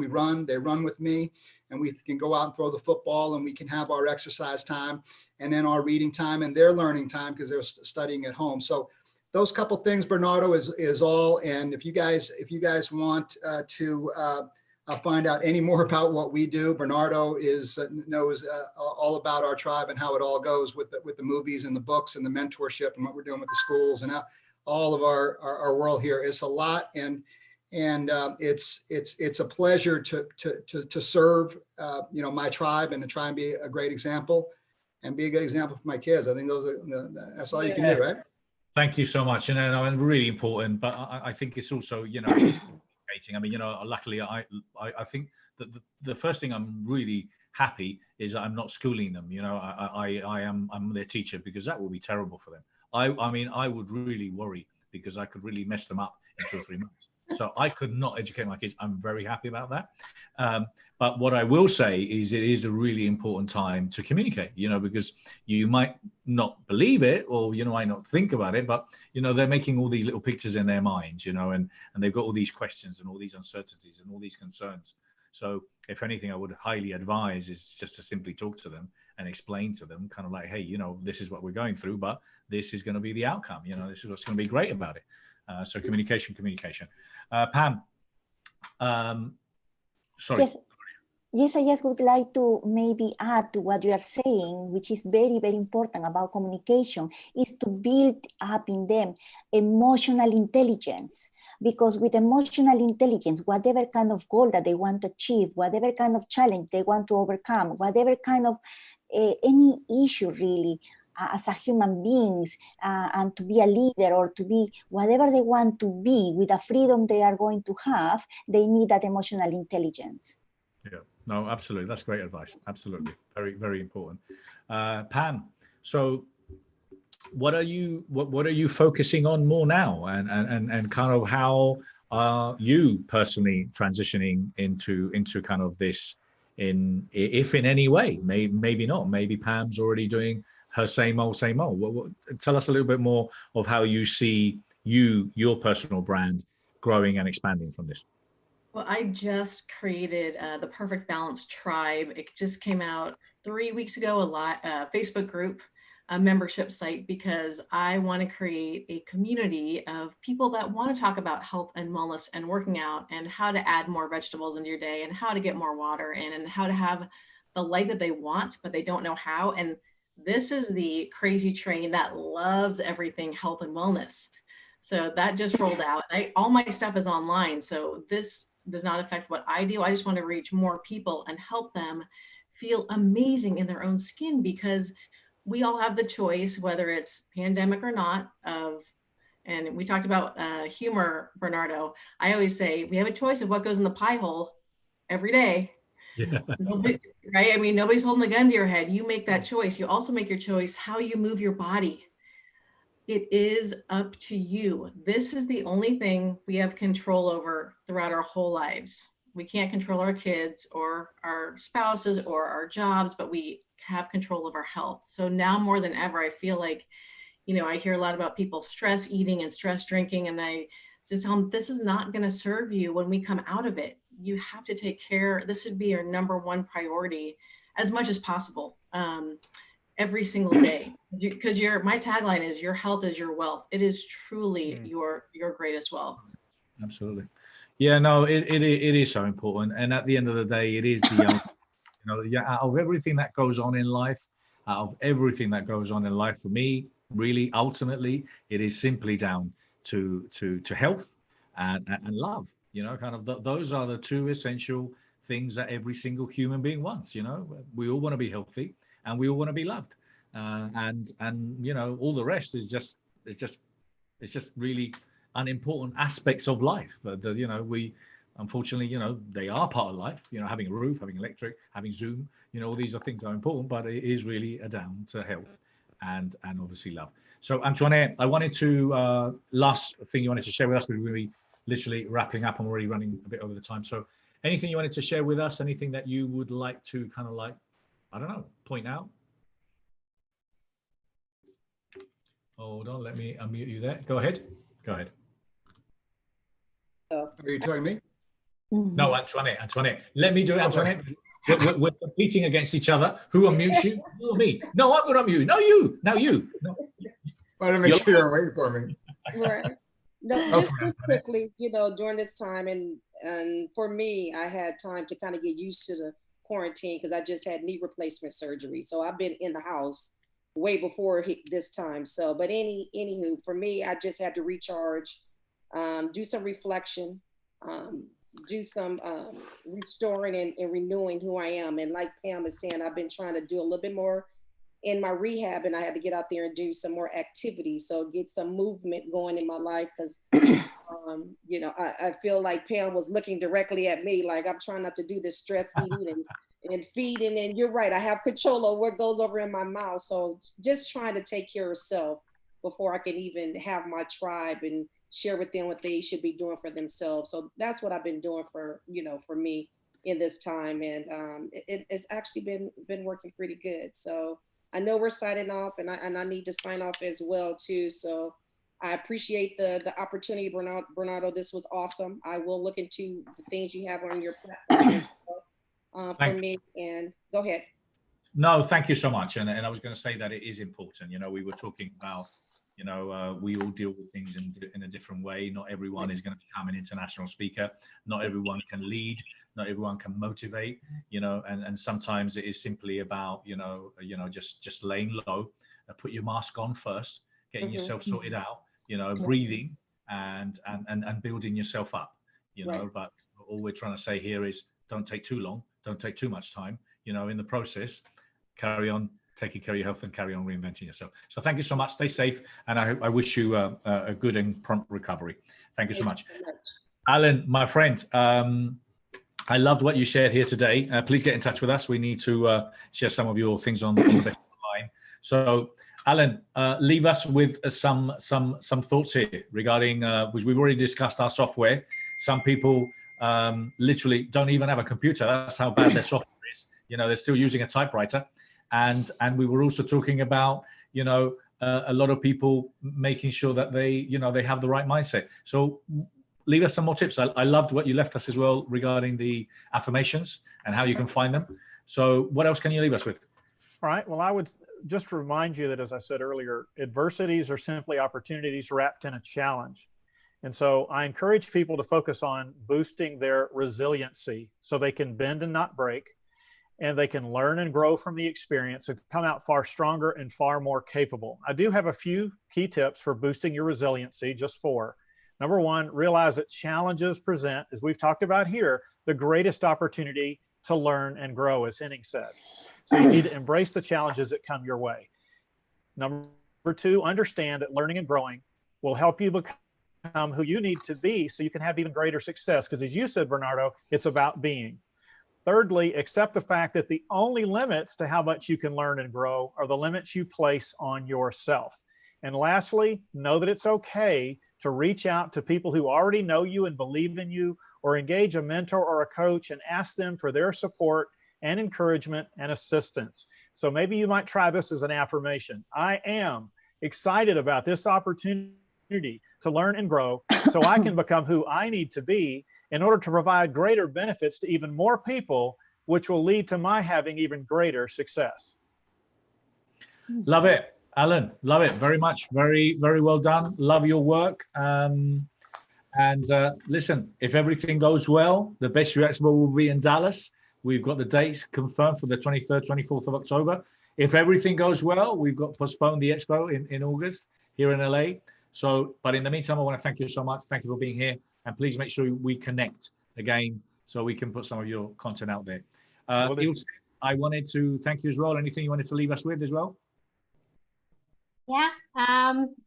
One of my big things is remember we're human beings, not human doings. So yes, this is a great opportunity to do a lot of things, and it's great.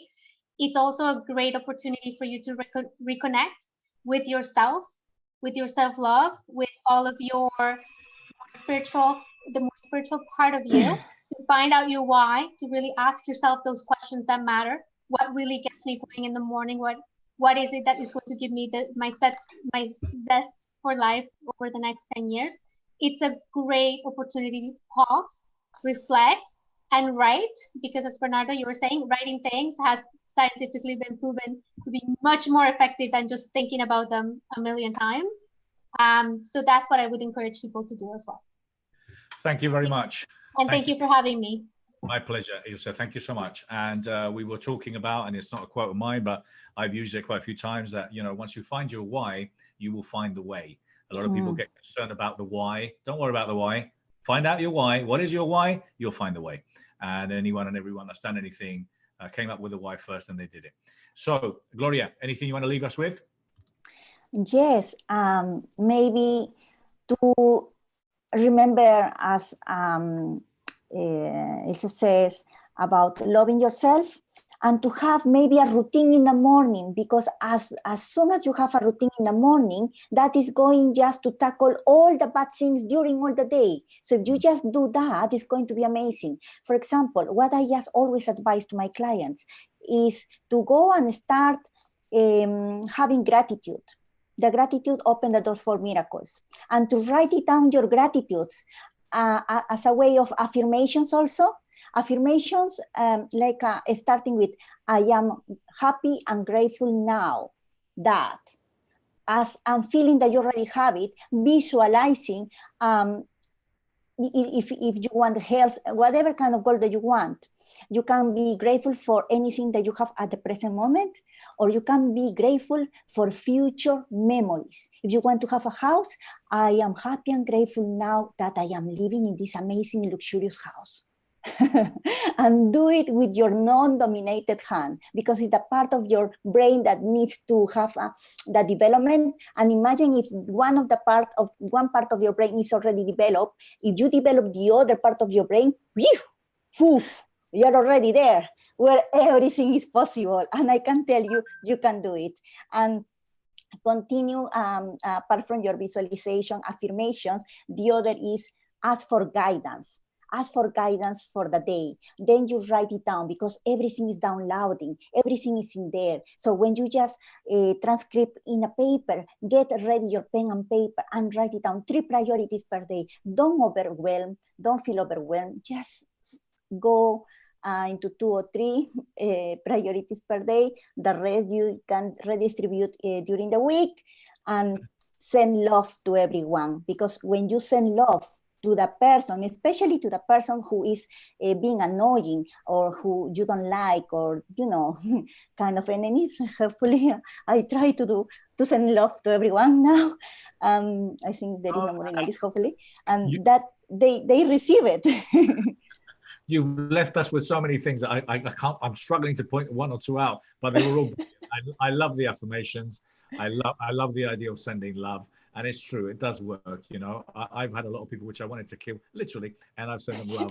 And you know, it helps. They won't appear anymore, I will tell you. And I'm telling you, Gloria, because you're speaking this in English, if you would have said it in Spanish, si lo hubiera dicho en español, sería muchísimo mejor. Because, you know, all the passion I can feel, I'm feeling it there. Thank you so much. Gloria, lovely to see you. Exactly. Thank you so much. Muchas gracias. Te quiero mucho. So Pam and Henning, I wanted to finish with you guys. Last thoughts, you want to leave it with us? Pam or Henning, jump in. Thanks. I would say for my career, I mostly work with women, and they have thought that self-care is selfish. And I try to turn that around. I say self-care is self-love. And women are expert at taking care of their families and their pets and their jobs and everything, but they put themselves on the bottom of the list, as I want them to start putting themselves on the top of their list, because when you take care of yourself, you take care of everyone else so much better. That is so true. And I'm a great believer in selfish development. I call it selfish development, because when it comes down to life, we have to be a bit selfish. If we're not selfish, who's going to take care of number one? No one. Number one. So, you know, there's nothing wrong with being a bit selfish and taking care of ourselves. Because by taking care of ourselves, it's the only way we can take care of others. So, no, I love that. I'm signed up for that. I'm in your class. Henning, what do you want to leave us with? Well, first of all, thanks again, Bernardo. This is a pleasure. So many great minds and great information. It's a pleasure to be around positive people, and you know, take advantage of this time. People are upset. People are scared. People are fearful. There is the media is just you know, having a field day with everything that's happening, and you know, take an opportunity to be the positive voice, be the encouraging voice. You know, spread positivity as much as you possibly can, and there's enough negative. We don't need to talk about the problem. Focus on transformation, inspiration, motivation, positivity, hope, courage, and pulling the best out of people during these times. And if you have that approach, you know, when those of us who communicate these concepts on a regular basis, Bernardo, I know you are the master of bringing these great minds together, and we sometimes take it for granted. We get more out of it than the people that we're sharing the information with. And so tying into the concept, you're taking care of yourself by spreading that positivity. And I think that if we did that every single day, and this is gonna be over very, very soon, before you know it, it's gonna be over, right? 2 months, 3 months, 4 months, however long it takes, it goes by. But at the end of that time frame, you will see yourself to be a stronger and better and more confident leader. Absolutely. No, great advice. All of you, I want to thank you, all of you. Thank you so much for being here. And I'm not going to say this. Don't tell anyone else. But no, I want to thank you so much. I want to thank all my guests here today. I've had some fantastic people joining me: Naima, Robert, Daniel Aprea, Christine Erickson, Kimberly Meredith. I had Angel Tuccy, Johann Ilgenfritz. I also had Sophie Sabbage, Michael Tabirade, Tim Cooper, Antoinette Jones, Ilse Passet, Karen Parker, Alan, who's still here with us, Alan Stalvey, Gloria Acuna, Pam, and Henning Morales. I want to thank you all so much. It's been great. I loved it. And I'm very excited to, you know, connect with you guys. So thank you so much. And all of you that have been watching here very patiently today, I want to thank you so much.